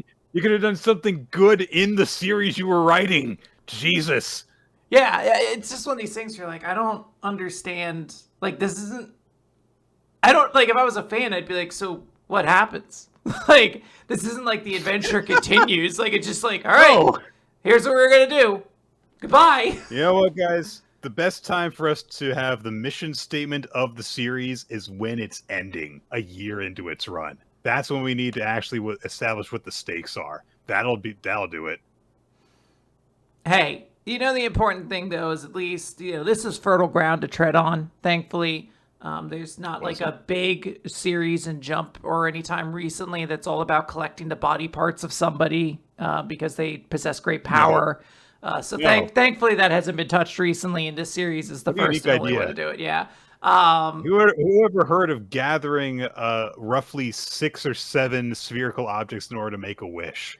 No one. That'd be crazy. But this was body parts, which thankfully no one has made a series about. Like you need to gather parts in the Discord, or you need to gather parts of the this person's body and like gather them together, and then like I don't know, maybe like consume them or something like that to make sure that like no one else gets a hold of them. Thankfully, no one's been doing that. So. This series uniquely stood on the shores of collect body parts, punch people really hard. And that's absolutely. It's what a unique thing. Okay, guys, it's all right. It's all downhill from here. We got past Boruto and Astro Royale. I know there's new sexes, but it's okay. We'll get through it. Embers. Remember the name. Chapter 12. Boredom. So they win. Look, that's like the least important part of this chapter is Haitani and Ko win. His old sensei shows up and notes like, oh yeah, Kaneda's got to win his duels and stuff, and the team crumbles otherwise. Now Kosei's just like got it all together, and he realizes that it all starts with Haitani, of course. And Haitani is also catching on quite well. He's actually like positioning himself more properly instead of like, oh wow, I guess all that studying that he did is starting to pay off. You know, he's learning better by doing. We get an unfairly cool visual of Yukizuki taking sight between her fingers, and it's translated as now we're like a machine gun that never runs out of ammo, as in Haitani keeps on stealing the ball so we get infinite shots to score. And it bullets. Nick loves his bullets. He's a big bullet fan. Kosei wins. They achieve their goal of getting 5 goals. Hooray. Day ends. Yukizuki is congratulating the team. He's like, you guys are awesome. Woo! While they're on their way. And she's like, now we're going to go crush Kurabayashi and punch our ticket to nationals. And Haitani's also like, yeah! And Yuka's like, come on, stop being excited. And Haitani's like, what? If each win is this exciting, then, oh. And then, of course, the sensei shows up, and he introduces him as, this was my soccer master from middle school. And he says, like, hey, I wasn't really anything that special, just another teacher. And now you're on a powerhouse team, and you're a starter. Isn't that great? And Haitani gets all aw shucks about it. And then Yukizuki, I don't know if I've ever seen anyone get slapped this way before, but she shoves Haitani so forcefully from behind it, get out of the way, that it looks like she slaps him.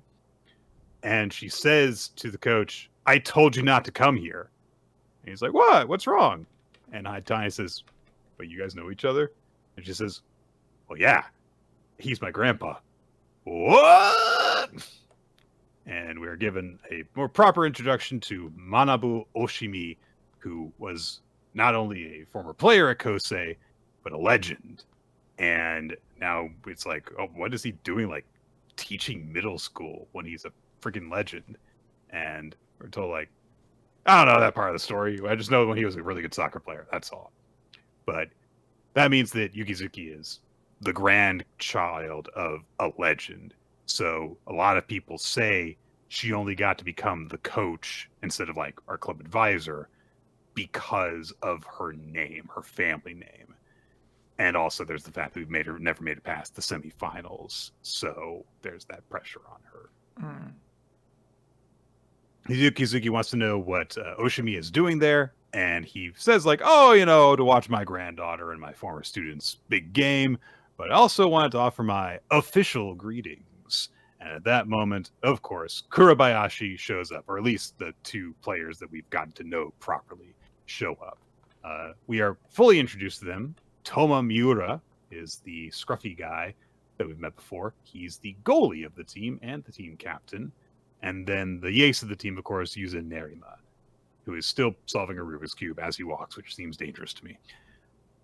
Kurabayashi come up, and they're like, oh, well, what do you guys want? And Miura says, oh, come on, we're not actually here for you.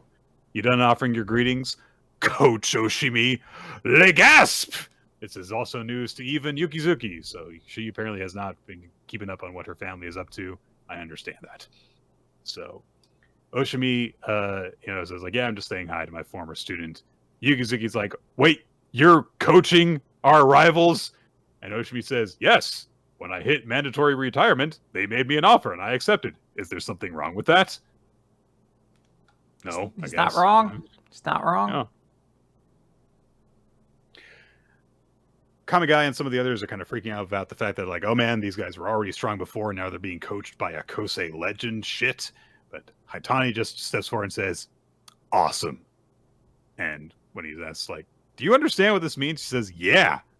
We get to kick the kings off their thrones, and I get to have a rematch against Sensei to boot. 2 birds with 1 stone.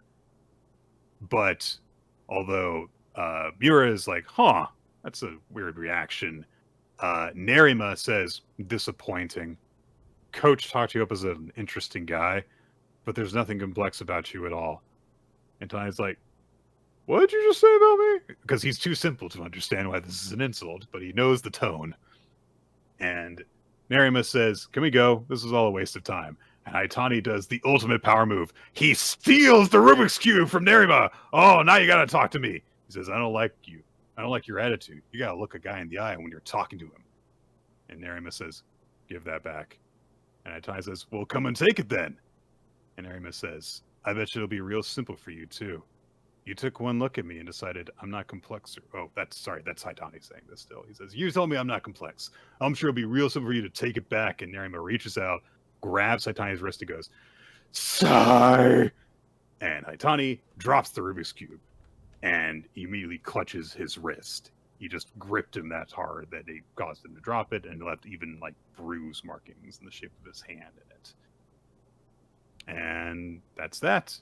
So Coach Oshimi says, like, all right, sorry about that. We're going to go. And their ace apologizes on behalf of Narima. Oshimi says, we're looking forward to seeing you in the semifinals, and that's our chapter. Oh boy, this guy's strong. The main antagonist is strong, Quinn. Who would have guessed it? It's it works. This is very fine. It covers what a sports series needs to do when it sets up our new antagonists, but like it's very clear this is going to be the end of the series, most likely. We will probably get another couple months of this. I don't think there's another cancellation for a little bit. But this series probably won't survive the next round. So I imagine we'll get about 2 months or so of like the training for this match and then the final match. And then they'll use that to sunset the series, which, hey, better ending than Astro Royale already. Fine chapter. Just not super remarkable. Yeah.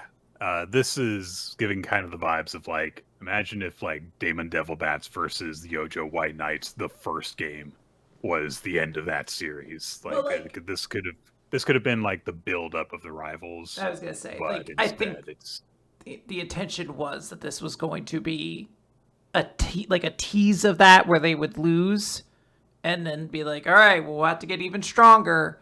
But instead, they might win this match because they're like, we don't want to end the series off on a gigantic bummer. Yeah, it'll be. This seems like it's the final arc of Embers. Unfortunately, we've kind of known for a while. It's like it's not ranking very high. Yep. People are reading on Manga Plus, but now they're knowing like, oh man, it's gonna end now, isn't it? And that's just kind of it. Oh well. Yep. Oh boy, Hima-Ten, chapter number 39, a new member of the family. What? So, summer break is coming to an end after we had the fireworks festival and stuff. And Iamori is meeting with Himari to go over work stuff.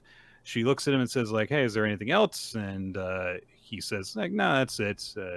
And he brings up, like, are you going to work? And she says, no. Okay, it's just that you're not wearing your glasses today. And she looks at him for a beat, says, man, if you like it, it stays like that. She goes upstairs.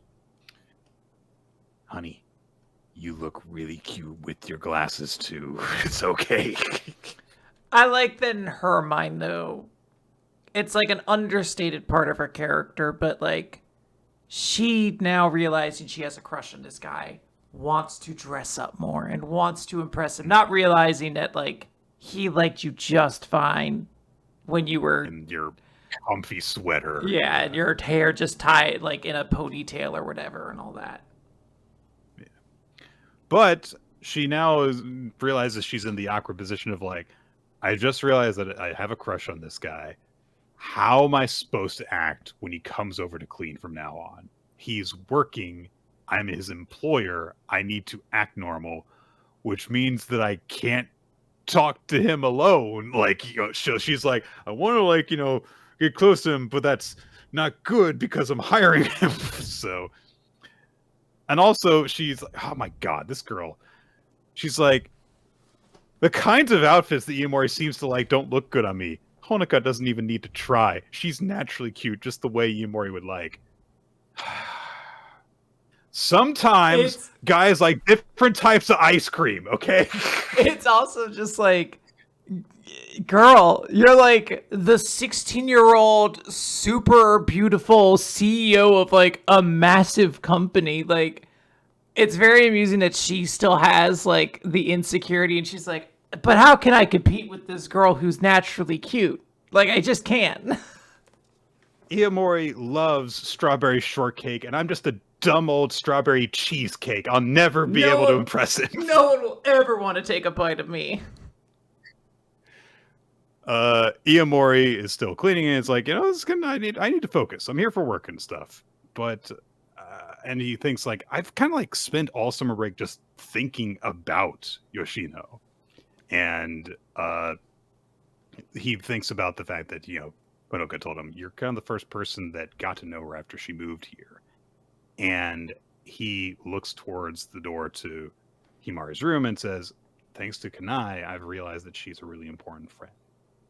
So he's also in a different type of awkward situation where he's like kind of like feeling this pressure to be close to Himari in a different way. Mm. At that moment, he happens to be staring at the door when Himari squeals and it goes, for real? Because she is on the phone with someone. It turns out it's her mom.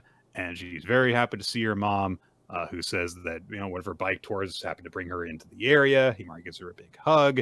And Iamori is still there. And he's like, this is kind of awkward. Like, I'm working at the time that she comes over. They sit down together. And Himari's mother brings up that there is a cat, an abandoned kitten that her friend who runs a restaurant found. Mother cat never came back for the kitten, and they haven't been able to find anyone to take care of this kitty cat. They can't take care of it because cat allergy in the family, so they can't bring it home. They can't leave it at work because they work at a restaurant. That would not be hygienic and good. And so Himari and Mila is like, oh. But Himari's mother says, I'm kind of thinking of maybe I'll adopt it myself if no one else does. And Himari gets a big thinking hat cap. And she looks up at Iamori and says, are you allergic to cats? And he says, no, but my family can't take the cat. But Himari's got an idea, and we cut ahead to 3 days later. It's the last day of summer break. And Iamori shows up, and Himari's got the kitty cat. Oh, it's so fluffy. It's so cute. And the cat gets upset at being held, and so she's like, sorry, and puts it down, which is a very cat person thing to do. Like, I'm sorry that I'm bothering you. And both Iamori and Himari spend the rest of the chapter freaking out over how cute this cat factually is. And they're like, oh, his tail's all short. It's all kinked at the end. And Himari's like, it's so scary out there. But you're safe there. And Himari promises to protect the cat. And then Himari's like, that's right. We need to protect him. And Himari says, what do you mean we? This is my cat. They go to bathe the little guy. And Iamori helps out. Himari thinks that Iamori being really affectionate towards the cat is very cute because he sounds like a little kid when he's talking to him. They clean the little kitty off, and then they're like, oh, let's give him a little treat. And they give him a little like fish tasting thingy. It's a tube treat. Exactly what it is. Tube treat. Have you ever given a cat a tube treat?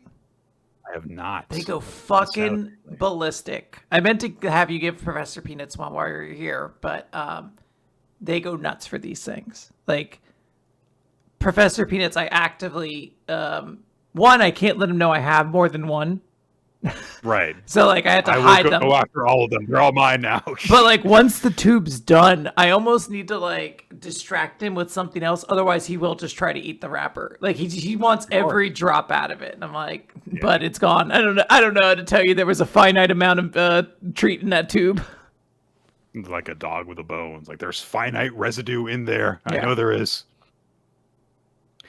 They feed the tube treat to the kitty cat, and Himari kind of realized like we're kind of really close to each other while we're both looking after this kitty.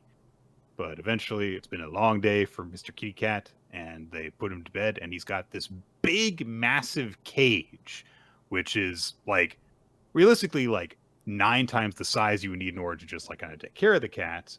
But Himari brings up like, this is where he's going to stay when I'm at work. I need to make sure that he has space to move around and play around. So she's very concerned about this little guy. Iamori brings up the concern of like, are you going to be able to do this? You live by yourself. You run a company while you're going to school. Now you have a cat to take care of too. And Himari says, it's all right. I am going to make this work.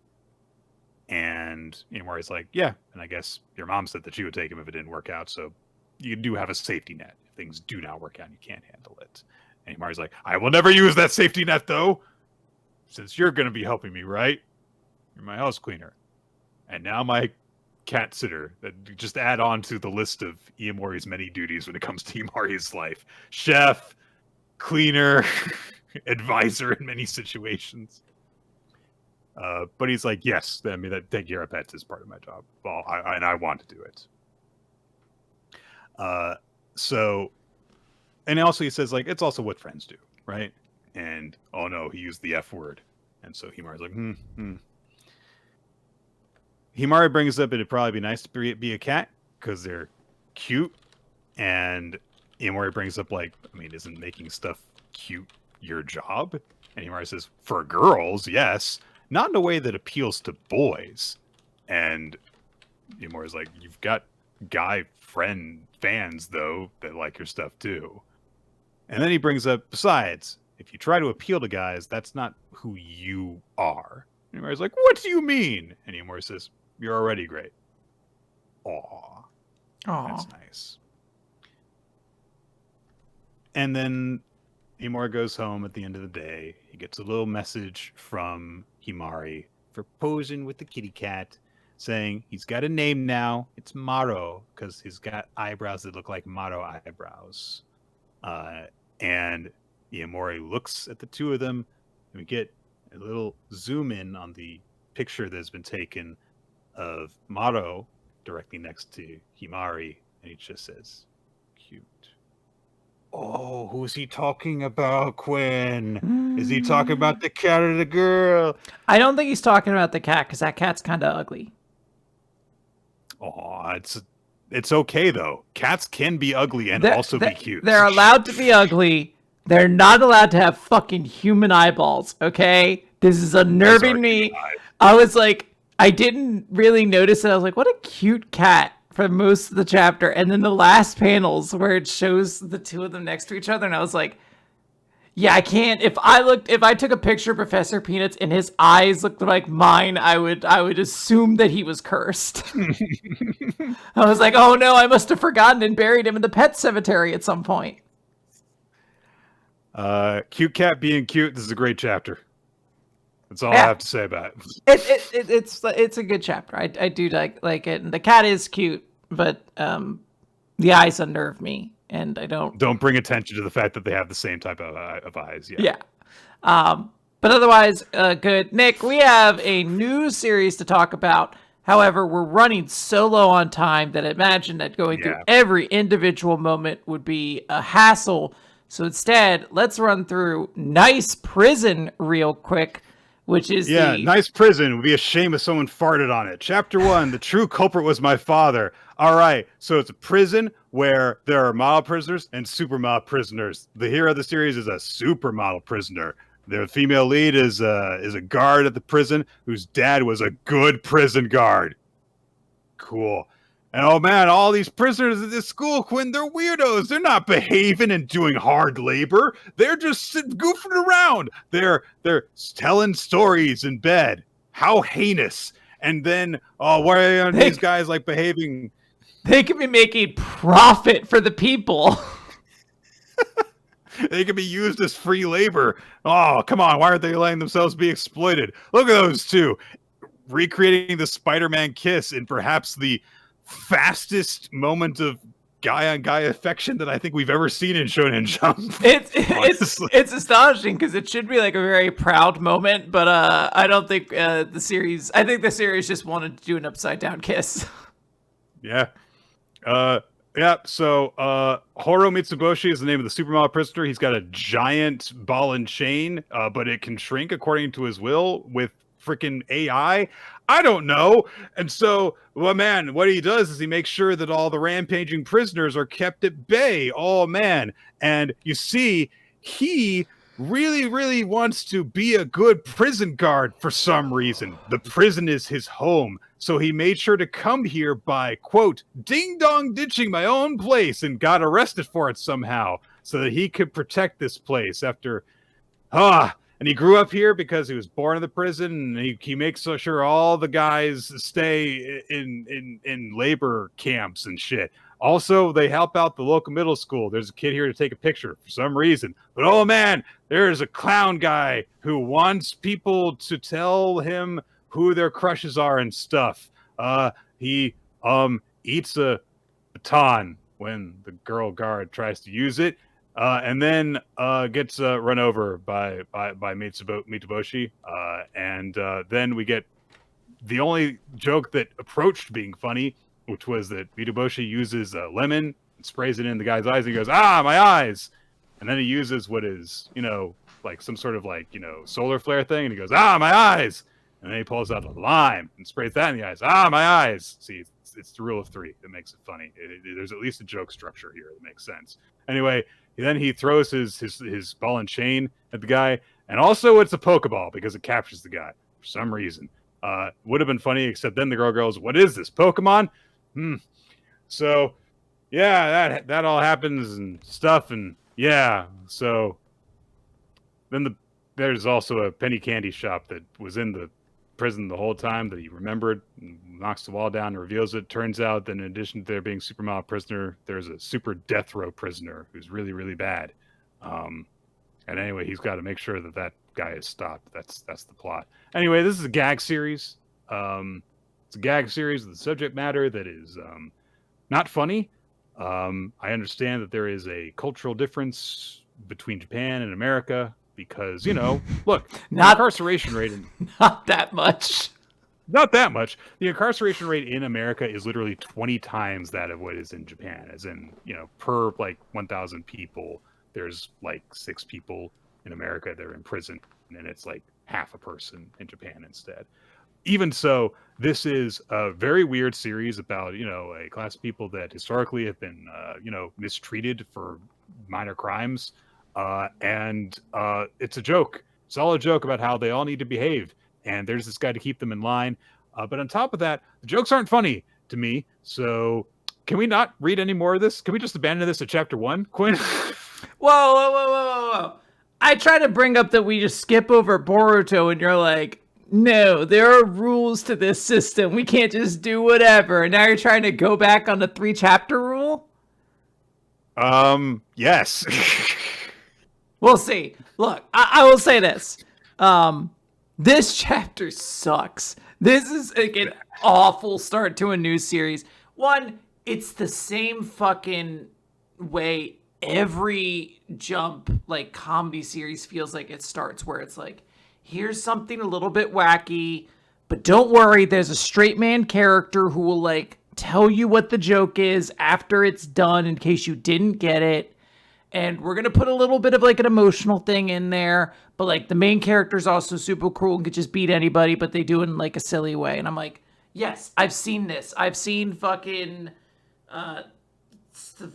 was the Springtime Robot or whatever. I've seen the one that eventually just made a shit ton of Yu-Gi-Oh jokes. I've seen Secure Ray-T. I've seen, A Gravity Boys. I've all these gag mangas are just very forgettable and easy to blend together. Isn't fucking Super Policeman Chono still running in this fucking magazine? There are currently 3 gag manga in Jump currently running. Yes. The thing that kills me about this was I usually try not to do it. I try to be open-minded with a lot of series, but we got a lot of mileage out of the this is good, this is so good, it should go into shonen, straight into Shonen Jump image. And this is the first one was I don't know how the fuck this passed through. Did you guys have nothing going on? Is nothing getting submitted to Shonen Jump right now? And you guys are I guess we'll publish the weird prison workplace comedy manga.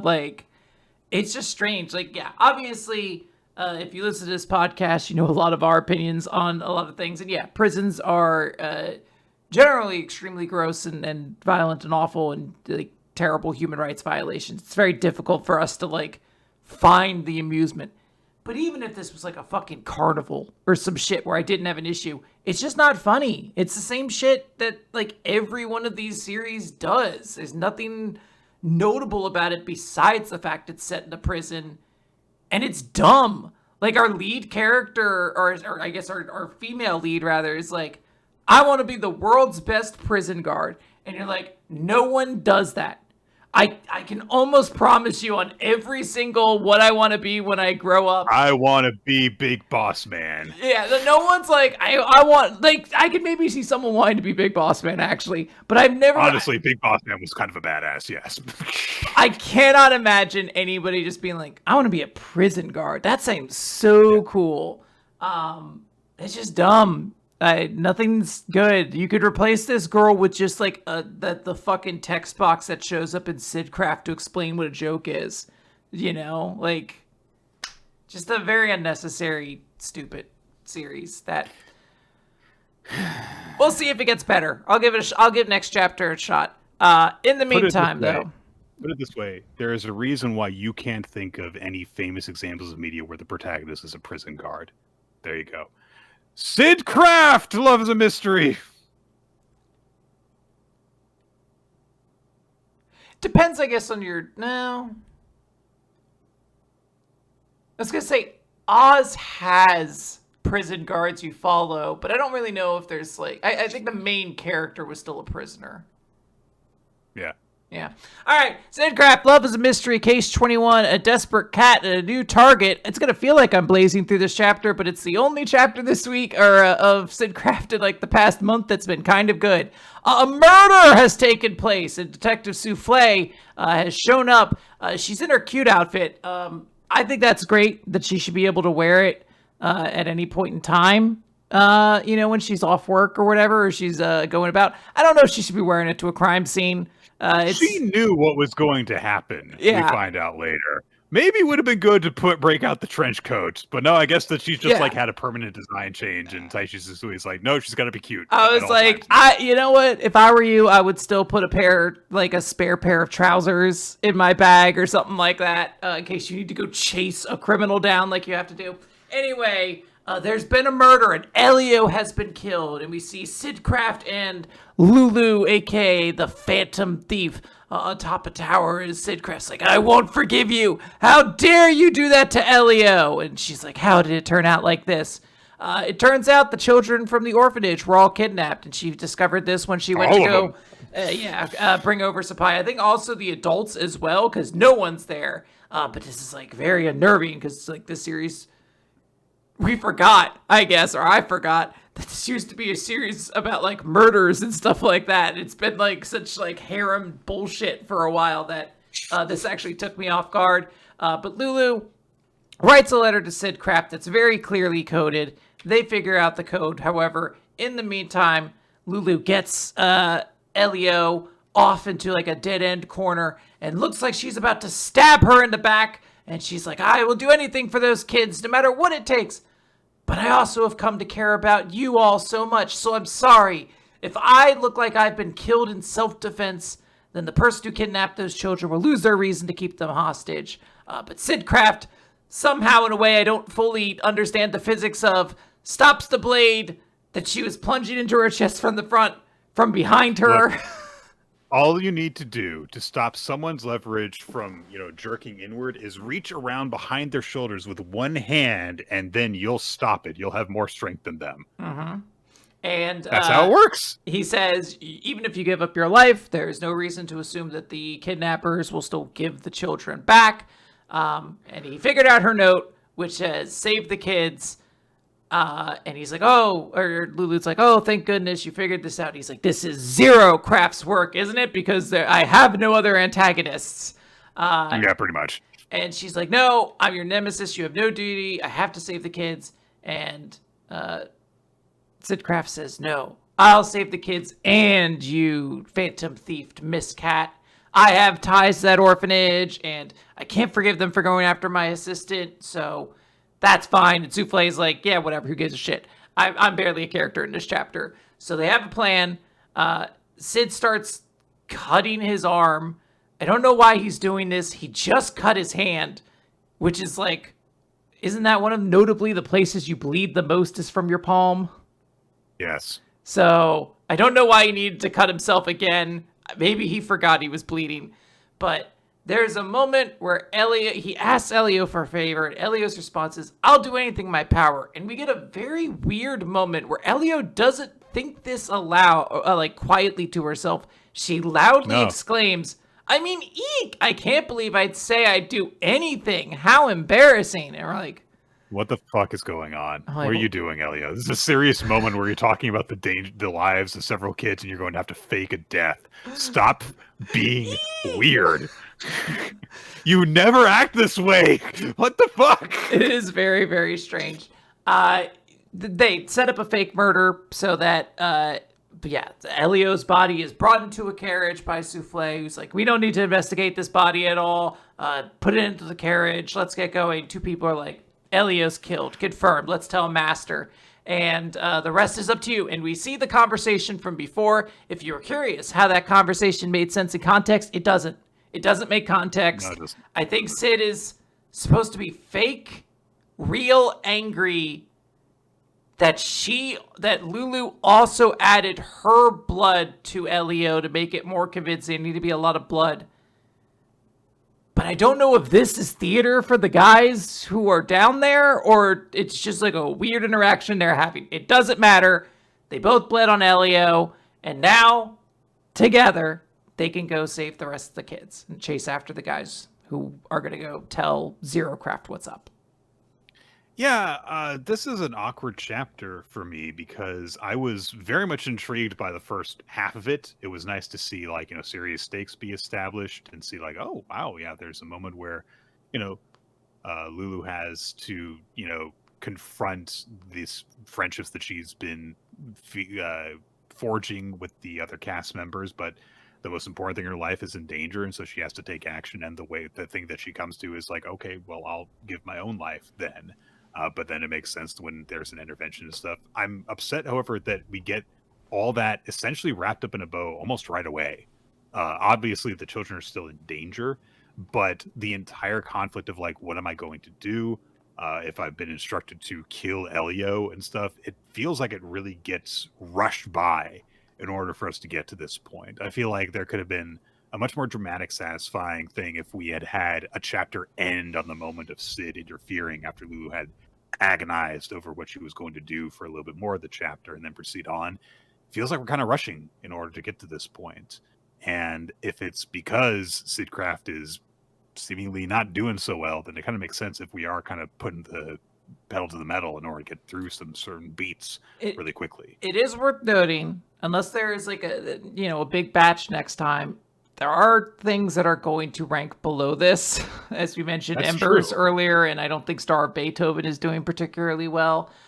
So I think it is probably going to get a little bit more time to kind of operate on, but this was a very fast chapter that I kind of wish we could have extended out a little bit more. Yeah. I feel like one of the advantages of having this setting for Susui is you can be dramatic in a way you fucking couldn't in We Never Learn. If people were kidnapped in We Never Learn, it would be deeply uncomfortable. You're like, oh my gosh, I know all these poor children. Whereas here you're like, yeah, sure, dog. It's about fucking detectives and criminals and stuff. So it's a bit of a bummer we don't get to show any of that. Yeah, I feel like there was stuff left on the table here that because of the pace that this chapter maintains in order to get to, all right, we're going after Zero Craft now, when it could have just been done, one chapter later. Well, So, I do want to say something now, though, because I'm getting a vibe, and I just want to kind of put it out there. oh, okay. You know how in We Never Learn, it started with Ogata and Fumino, and then 2-3 chapters in, they brought in Aruka, and then Aruka very quickly became the most prominent girl. I feel like the same thing happened in this series, that we started with Elio and Souffle, and then Lulu came in, and the story seems to have much more to do with Lulu now than any of the other two. Yeah. So at this point, I do agree with you. I don't know if that necessarily is going to hold out, but you definitely have a point currently. All right. Ultimate Exorcist Kiyoshi, Chapter 41, Sosuke Hitsuki's Dream. With Sosuke looking real cool on that cover page as he poses with his gun. That chair is very big. He is facing off against Kurose Sata, the Demon Lord, all by himself. He had to send Kiyoshi off in order to help deal with Astaroth, and Sosuke knows that he is outmatched by Kurose, who mocks him, saying, like, you weren't a match for my fool of an older brother when he took you guys on before, and he's nothing compared to me. He's just a single flake of snow to a blizzard. He got no chance. And Sosuke says, that was the old me. You know what they say, just 3 days of effort are enough to make you a whole new person. Starts fighting with his water gun, and Kurose points out, like, you're fighting with water? I'm the worst possible opponent for you. He just freezes the bullet that Sosuke launches in midair.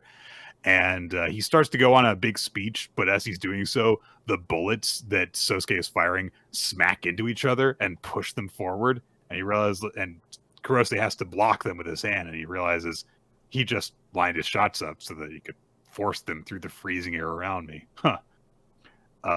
And Sosuke's got more tricks. He immediately dodges around behind Kurose, launches Perfect Blue White Dragon, and it's like a laser. It goes straight through Kurose's body. And Kurose's like, what the fuck? Why didn't it freeze? And Sosuke explains, like, you ever hear of a water jet cutter? And he just, puts a whole bunch of pressure into this attack, and so it breaks through the freezing air. And he prepares another one, and Sosuke says, I'm just going to blast through your defenses and cut right through you. He starts taking chunks out of Kurose's body, and he says, is something wrong? Because your unrelenting cold sure seems to be relenting. And then he fires a big old blast. Smoke goes everywhere, and Sosuke's like, I got this. I can do this. I'm going to push through. I'll exercise him. And then, of course, the smoke clears.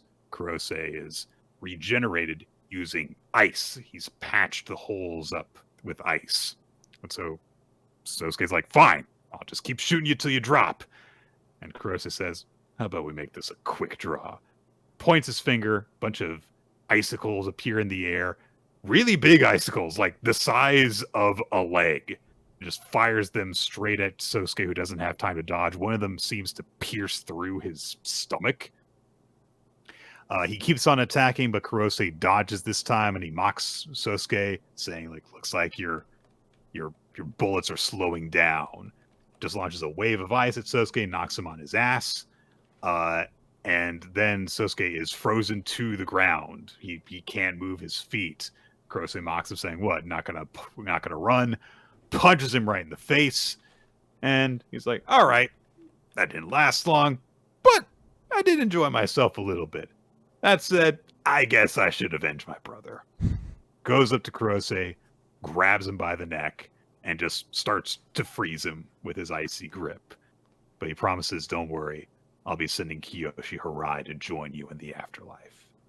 And Sosuke thinks to himself, I can't die here. And we get dramatic flashback, Quinn. Oh no, the black borders are here. Sosuke's mom, who looks a lot like him, understandably, but there's none of Sosuke's father in this boy, it looks like, basically. She was also an exorcist, congratulating Sosuke on a test score that he did. And he promises, like, I want to be an amazing cross paradigm like you. It's cross paladin, but I'm sure that you can do it. Because you're my totally amazing and incredible kid. What I appreciate is that he doesn't know the word paladin, but he knows the word fucking paradigm. Like, oh yeah. I only know it because it's John Moxley's finisher. I don't know what a paradigm shift is. It's like a thing, right? Like a math thing.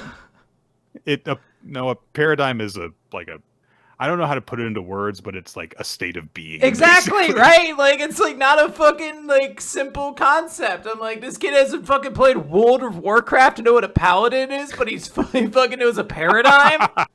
You're the wrong kind of nerd, you nerd. So, and then Sosuke turned around and goes, that sounds like sophistry. And his mom's like, what? Who's teaching you these words? Which is what Quinn was just asking. Yeah. But she points out, like, hey, being a cross paladin is not just about being strong or being smart. What matters is what's in the heart. Although she points at his chest and is like, my pecs? Not your pecs! Your heart!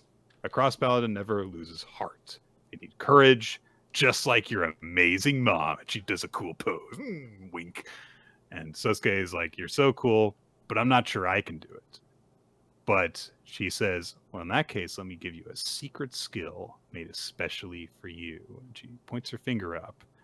And then we cut ahead to her funeral. Because, of course, she died in the line of duty, protecting a young boy the same age as Sosuke.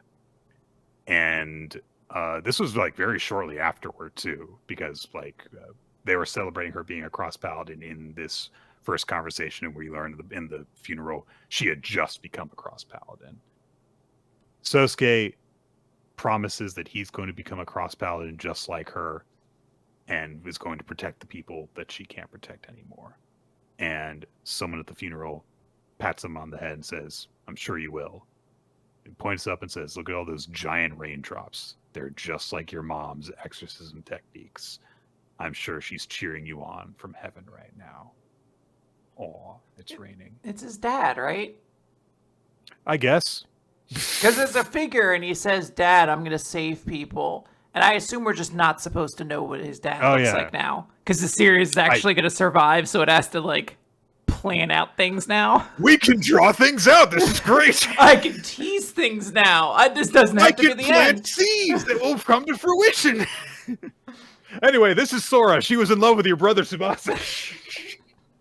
There's 6 pieces of her body. You collect all of them, and you get to make a wish. You also get a gum-gum fruit. She was an alien, by the way. Yeah, your sword will unlock all of its powers. The secret that his mother told Sosuke was, whenever you're having a hard time, feeling discouraged, that's when you smile. You tell the world to go on and hit you with everything it's got. And in the present, Sosuke smiles the same smile that his mom had. And he thinks, I can't kick the bucket now, because I have to become a cross-paladin just like my mom.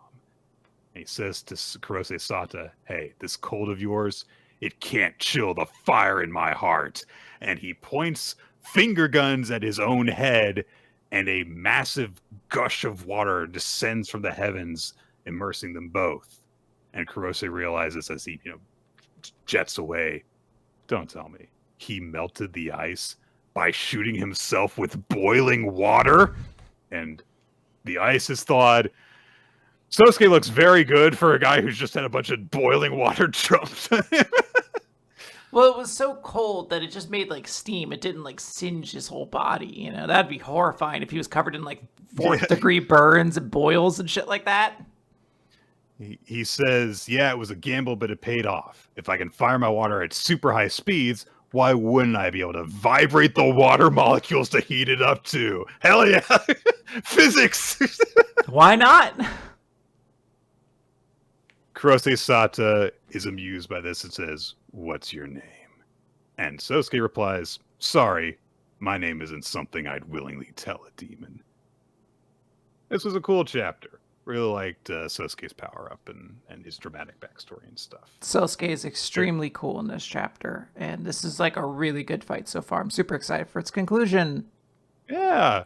Marriagetoxin! Oh my goodness! It's chapter 124. Chinatsu and Gero have just had a moment where she said that she would rush into battle with him and everything. Now we have a little bit of the aftermath of that adrenaline rush. Chinatsu realizing, oh man, I got caught up in the moment, and also I grabbed his hand. So, but before she can think about what that means, we get big old 2-page color spread. Look at all them love interests. And Gero. And that's the only 2 categories, and I'll just leave it at that. So, Gero apologized to Chinatsu for, not being able to fully believe in her from the beginning, and despite the fact that she had put her trust in him. Chinatsu says, hey, don't apologize for that. Besides, it was kind of nice to have somebody protecting me, like I said. Gero takes out a vial of poison and says, I've been thinking of a toxin for you. I came up with this. And he goes into a lot of like scientific detail and stuff, and Chinatsu eventually gets overwhelmed by it, and she's like, a summary, please. And he, shorthand, says, this is a toxin made for protecting. Toxin Gate. He warns Chinatsu that it will put a burden on her body, but it should help protect her target 3 times better. And they pause and they're rushing off to just do the quick, time for your shot. But Chinatsu has, some feelings because they're, standing alone in the woods. And she's like, it really does feel nice being with Garo. And we learn a little bit like that, she did try dating other people. Like Erina was like, you gotta get a man. And so she was like, all right, I'll try. And she, used dating apps and stuff and met up with several different guys. It was like, just didn't click. The only guy she feels comfortable with is Garo. And, part of that is, of course, the fact that, like, he's a specialist and he's still kind and stuff. And she starts to, like, fall into her thoughts about that for a bit. But then Garo brings up, like, we are running into a battle and we need to, prep for this and discuss, like, our options here. And so, of course, the main goal is that they need to wake up Nabe from her tempering trance. The way that they do that is to have her admit defeat with the real Gaku appearing before her. But the problem is, Gaku might not be in any condition to fight. He's probably retired. So we have to play the role of the real Gaku. Cut ahead to Nabe, who has reached the village that she was after. She says, "You're there, aren't you, Gaku?" And a massive figure comes out of the house that she was looking at, greets her, and says, "I've been waiting for so long. Let's kill each other." And Nabe, in her like youthful state, is like, "Yeah!" And then we cut to reality, and Chinatsu is riding on Garo's shoulders. That's how they're miming being Garo's size. He was 8'2", apparently, so makes sense. Massive. So, but Garo says, "Don't worry," to Chinatsu. "As long as our feelings come together as one, we should be able to overcome her raging bloodlust." And Chinatsu thinks to herself, "It does feel nice being protected, but I still feel happiest being relied on." Exchange of blows, and we see them as Nabe and Gaku for the most part, until Nabe slices her sword and seemingly cuts Gaku in half, just straight across the stomach, and then turned the page, and Chinatsu hopped off Garo's shoulders while he ducked in order to make it just look like they had been cut in half. And the reason they did this is because Garo has noticed, after observing Nabe's battles, after she finishes off the enemy, there is a lull in her blood loss. It only lasts about 1/5 of a second. Probably just a rest she needs so that she can just push herself further beyond that point. But that's their opening, and both he and Chinatsu strike together. Chinatsu with Guardian Art Encompassing Blockade, and Garo with 100 Torment Awakening. So Nabe is all bound up with the keep out tape, and Garo injects her in the neck to wake her up, and they say, "Time to rise and shine." That's our chapter after a cool little battle. Yeah, it's a good one. I'm digging it. Chinatsu got to do something cool, so I'm happy about that. And I like the clever use of like, oh, it's cut in half. Nope, actually, we just split apart, and we're going to take advantage of the fact that while you're very strong, you have like 1/5 of a second that we could take advantage of because you're like 100 years old at this point. So yeah. like, you gotta take a nap for 1/5 of a second, and then we'll strike. Yeah. God. Quinn, we're too late. I can't do a full blow-by-blow of New Exorcist. And I don't know how I'm going to do this. I'm going to handle this for you, Nick. You take a sip back. You enjoy your water. New Exorcist, Big Sis, Chapter 95. So what's going to happen, Nick? Is Gakuro going to wash the back? No. We don't. Like, the other... followed up on. The other people are just like, you have to wash our backs first. And they're like, ah! And he passes out. We get introduced to Ishu's big sis, Mikumo, who Gakuro needs to, like, befriend. And she has a really cool design, but she's very stupid. She has glasses she keeps pushing up over and over again. And she's like, oh, well, I've told my big sis about you all the time, but she's not, like, favorable to you at all. She, like, hates you, which is weird because she fucking has a giant plushie of you. I've seen it. And she slaps, like... She tries to, like, attack Gakuro, and fucking Ishu gets in the way, and she bumps in, a whole bunch of Gakuro plushies fall out, and she's like, you're not allowed to see Gakuro this. Plushies. Fucking enormous. Human-sized Gakuro plushies. Bigger than human size. Ishu's down there, and that one on the second store, like, all the ones on the shelf above her are, like, bigger than her. It's fucking wild. Anyways, she has like map powers or something. So they're like, we need to like know where to go, and to do that, we need to like befriend her. So there's a bunch of like things where like, we're going to try to befriend her by cooking, and that doesn't work. So we're going to try to befriend her by swimming, and that doesn't work. And she takes... There's a very weird moment where they establish everyone in the family likes making music. I got your recorder, and Gakuro's like, great, I'll give it a try. And then we don't even show that. It's just like, sorry, I don't know what I was thinking. Cooking.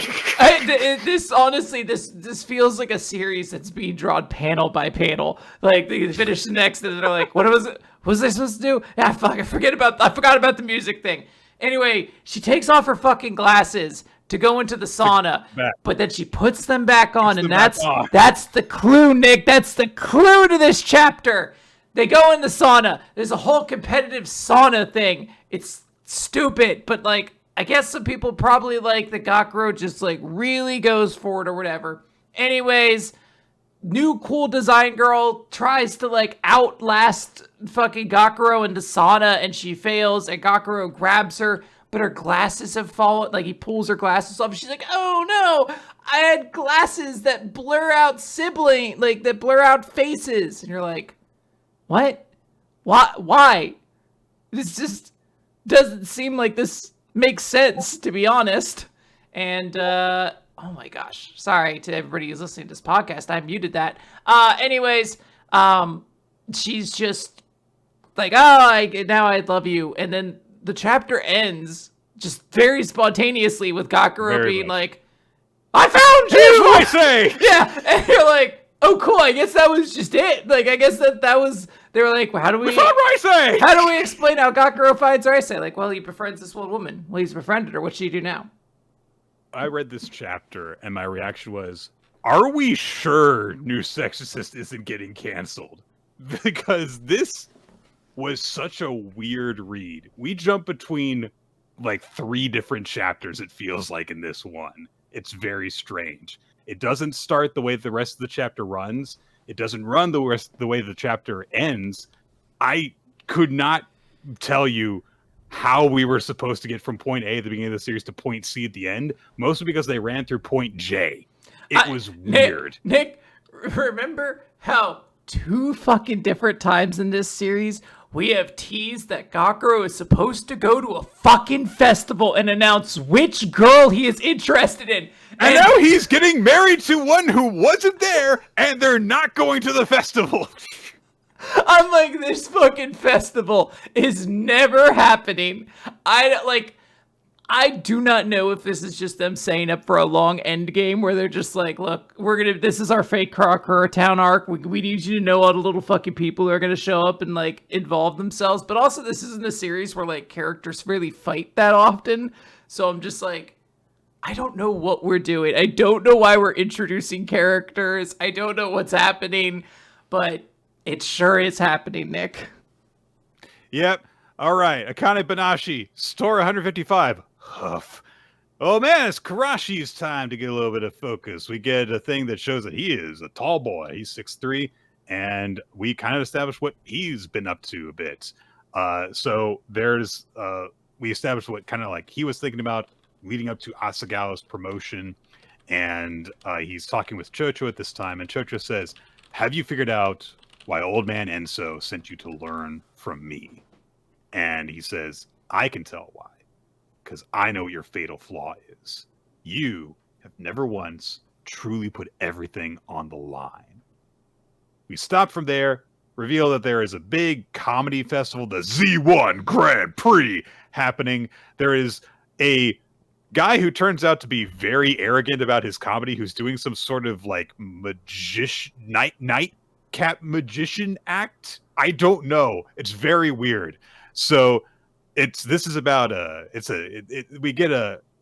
solo comedian of Japan thing, and Karashi gets interviewed ahead of it, saying like, yeah, people are calling me like an assassin from Rakugo, but this was kind of our event to begin with, so I intend to win.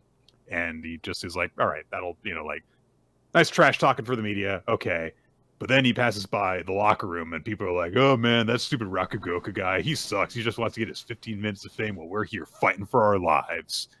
Karashi's reaction to this is, You're doing the good night wearing pajamas thing as your act, and that's how you're fighting for your life? All right, whatever. But then he thinks, what does putting everything on the line mean? And he goes back to that conversation with Chocho, and he says, yeah, you don't do that because you're afraid. You hedge your bets, you lower the risk at the cost of your potential winnings. And we go all the way back in brief little snippets to that dice challenge that he did with Karashi and Akane and the one other guy, I can't remember. And Karashi was always just like betting small the whole time. So he says, every time you perform, you play to the needs of your audience to ensure you get a passing grade. And Karashi asks, is that a bad thing? And Chocho clarifies, it's fine. There's plenty of people who struggle because they can't even do that. But you exist in the utterly illogical, unfair world of the arts. If you just slowly grind away, that doesn't necessarily mean you will make progress. Playing to win, playing not to lose are different things. If you keep going the way you're going, then that little lady is going to be out of your league eventually. Cut back into the Z1 Comedy Festival, and Karashi is like, look, I've been meeting my general goal. I've raised my public profile. I've booked some jobs, but the mood here is hostile. And if I get my ass kicked, it's going to be a net negative. He thinks to a conversation he had with his father. Any process that does not yield results is inherently worthless. Always search for a certain means of victory. Don't wait too long to abandon a wasted effort. And of course, he's been having his master say, put everything on the line instead. So Karashi goes, Huff, and that's our chapter title. And he thinks, why does every single person have to repeat the most obvious lessons? If I were afraid of failure, I wouldn't have chosen this line of work. But there's no point in taking risks unless you have the means to win. Now I've got those cards in my hand. And he goes off to take the stage and says, time to make a killing.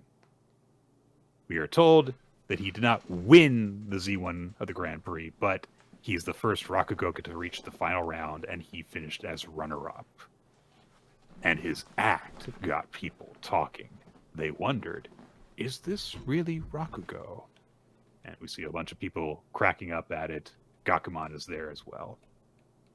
Chocho manages to see the whole thing, and he says, he was pulling a fast one on me.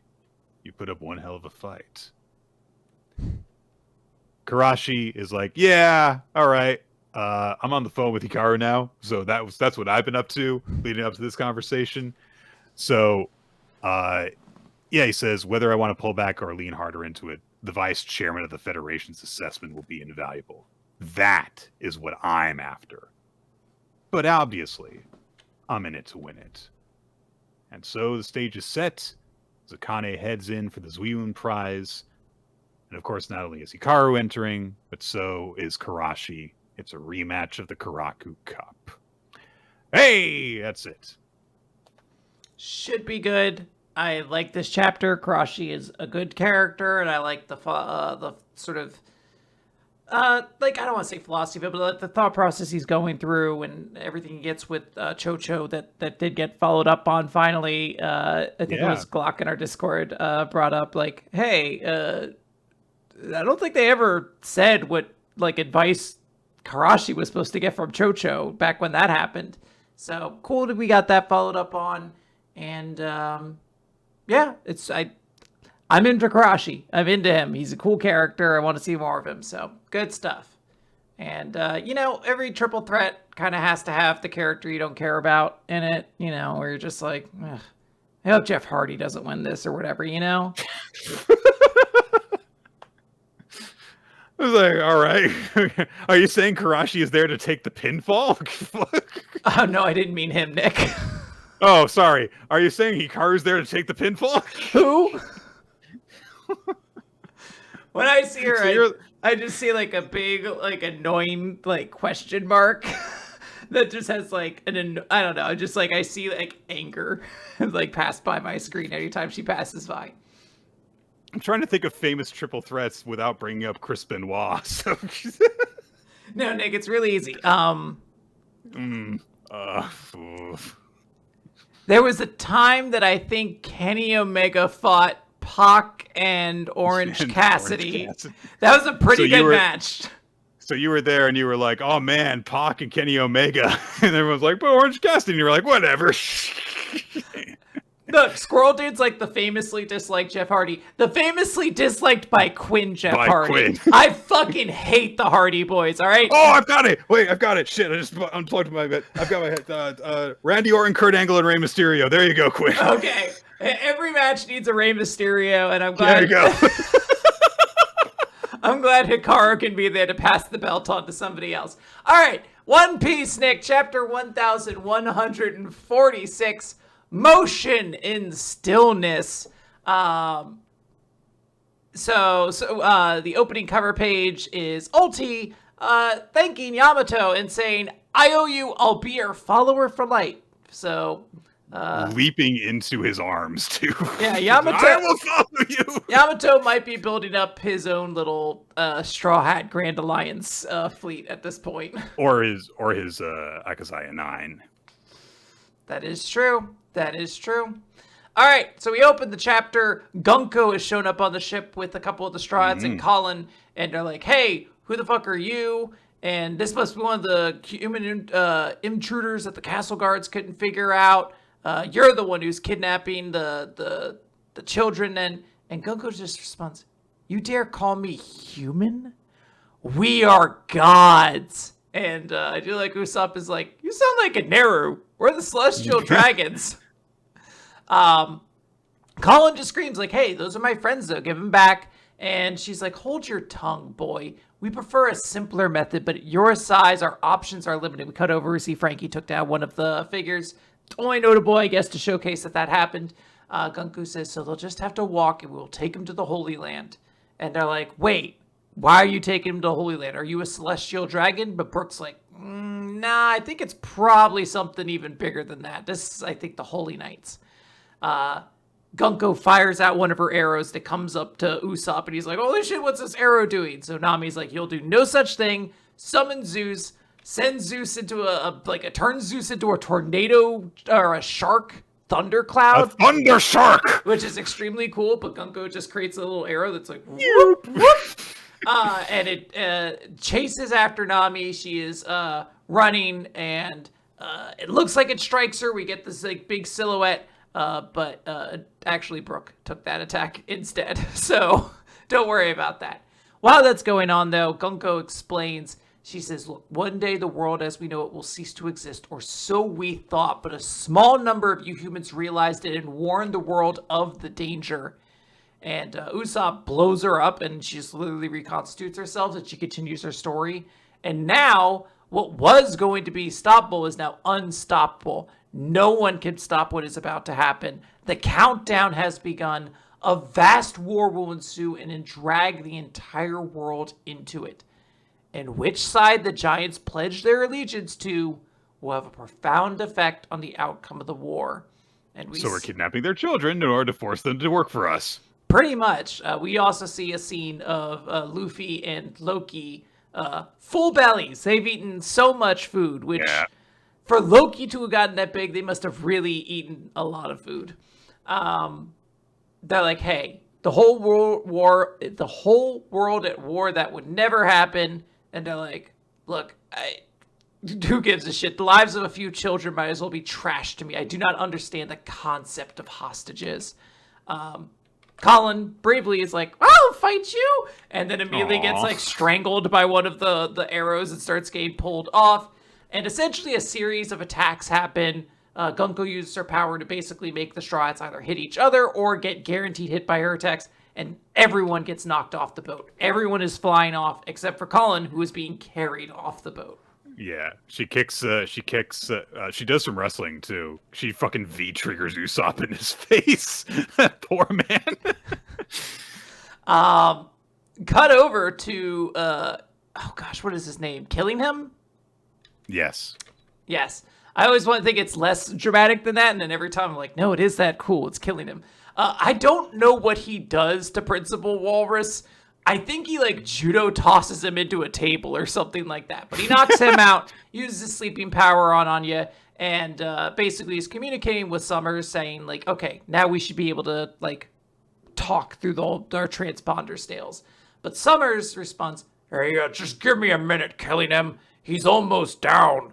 The guy who should have died at O'Hara, the former Vice Admiral. And we can see Saul has encountered him in this field of thorns, and he whispers something to Robin and Chopper, or maybe thinks it out loud, or thinks it to himself. And he says, Robin, Chopper, don't come out. Stay hidden in the back of my head. You've got to help rescue the children. And down he goes. He falls into this field of thorns. Robin, like, grimaces, holding her face. She just reunited with this guy, and already he's in, like, mortal danger. But Summers continues his little dickhead bad guy speech that he always does. And he goes, schools? Libraries? What kind of peace-loving nation senses this? You people are warriors. You're going to use that vicious, violent power that once terrified the world in service to us as mercenaries. Isn't that right, King Harold? And then stupid Harold had to go and screw it all up. Looks like we're about to, maybe even next chapter or sometime very soon, get a flashback that I think is going to start explaining some things. Quite possibly. Yeah. Fun chapter. Well, not fun chapter, but, awful chapter, but in a couple of different ways. Awful as in like, oh, how horrible, but also, oh. So, I look forward to seeing more. Yes. All right, Nick, let's wrap up Weekly Manga Recap by talking about our favorites of the week and our character of the week. For some reason, all of ours were filled in by Morrow from H10, and it took me a while before I realized that's Hima-Ten. Adorable, but unfortunately not my favorite character. My favorite character this week, I think I'm going to give to Sosuke from Ultimate Exorcist Kiyoshi, who had a really cool chapter, got a cool little backstory for him, got to see like a new power upgrade for him. It seems like a really effective way to move forward with his character, so really, really appreciate him. But my chapter of the week is Ichi the Witch, which was just extremely cool all the way throughout. If I could give two people my MVPs, I would give it to Gokuraku as well, but sadly, just going to be Sosuke. I'm going to invert your choices. I'm going to make my favorite chapter of the week, Ultimate Exorcist Kiyoshi, because very cool fight, very cool flashback with Sosuke, and my MVP is going to be Gokuraku, because this was definitely a big establishing moment for him. The dramatic image of it, and also just the very satisfying punch that bad guy who did bad things to you and once you punched him, don't stop punching him. Doing the thing that like everyone, should do in that situation. So good on him. That speech ruled. How about the fan voting? The audience, audience voting? Yeah, the audience, by the way, picked Blue Box as the chapter of the week and Gokuraku as the character of the week. So good stuff. I think this was a very good week of manga. A lot of good series to talk about. There were a lot of good chapters. A lot of bad chapters. There was very little in between. Let's just say that's going to do it for the podcast, though. Thank you guys for joining us. We will have more next week here on twitch.tv/RoloT. Live stream should go up around 7:30 Eastern time, but stay tuned to social media. Nick F Time, RoloT, Weekly Manga Recap on BlueSky. And we will let you know when it goes live. You can also, wherever this is posted, click the link to go on our Discord, and there will be a blast that goes out when the stream goes live there as well. Also in our Discord, you can find the Google Doc, which is maintained by Ninja X3i. There's a bunch of history associated with the show. There's MVP and favorite series voting. Also, Ninja X3i runs the BlueSky account WMR Votes, which was going to get updated whenever that voting is available week to week. On our Discord, you can hang out with our community, discuss the chapters, discuss other manga, game nights, all sorts of wonderful stuff. We've got a great community on there. Very much. We have a Patreon, patreon.com/Weekly Manga Recap, where Quinn is getting caught up, posting a number of bonus podcasts that we have done recently. The most recent one that you were able to upload was one where I talk about the death of Superman, the famous/infamous comic book storyline to you. We went for quite a while talking about that because there was a lot of comics to discuss in that. And there's plenty more on that as well. So if you want to listen to bonus stuff from Weekly Manga Recap, and also if you want to help monetarily support the show, patreon.com/Weekly Manga Recap. We are on YouTube, youtube.com/Weekly Manga Recap for the video version, which also features an opening sequence by Milo Jack Stillitz and Wednesdale Cheddar, and occasionally features title card artwork by Steve Mann. You can check out his other stuff by searching for Steve Mann Art. Thank you guys all for helping make the podcast what it is in terms of awesome presentation stuff. And we are also on Spotify. We are on iTunes. All of our audio episodes can be found at weeklymangarecap.podbean.com if you just want direct access to the audio files. That is going to do it for the show this week. Yep. I think we usually have a bit here. Let's start Astro Royale theory crafting, Quinn. Good. This is a good time to do that as well. Yes. Yeah, because we got to figure out what the next big twist is going to be. So what I'm thinking is that the series is not actually done. It's just that somebody else made a wish on the asteroid, which caused the series to end. They used the Shonen Jump as their Astro. They made a wish on it and were like, please get this series out of Shonen Jump. But you see, wishes, have a tendency to be need to be literal. And so what they failed to realize was that it would only take it out of the series now, but it will return, of course. And then one of the Daybreak Ores is, in fact, actually shaped like a Captain Jump. Yes. And so when it's used there, it caused you to perpetually speak in a pirate accent whenever you're using it. And of course, even though it is canceled, it will return in Astro Royale 2 Blue Vortex, coming to us very soon. It's going to be real exciting. That's why we had to have Ray and Kimpo talk about how she loves Hibaru. We got to start that off right away and really push that when it wasn't really a plot point in the first series. Hibaru's going to get beat up real bad, and Kimpo's going to be like, it's so unfair he got beat up, and she's going to unlock like a special new power. She's going to like Bankai off her fucking compact mirror power and be like, I can make myself super invisible now. All because I care about this boy. It's going to be real exciting. Oh, man. Look forward to that, everyone. Goodbye.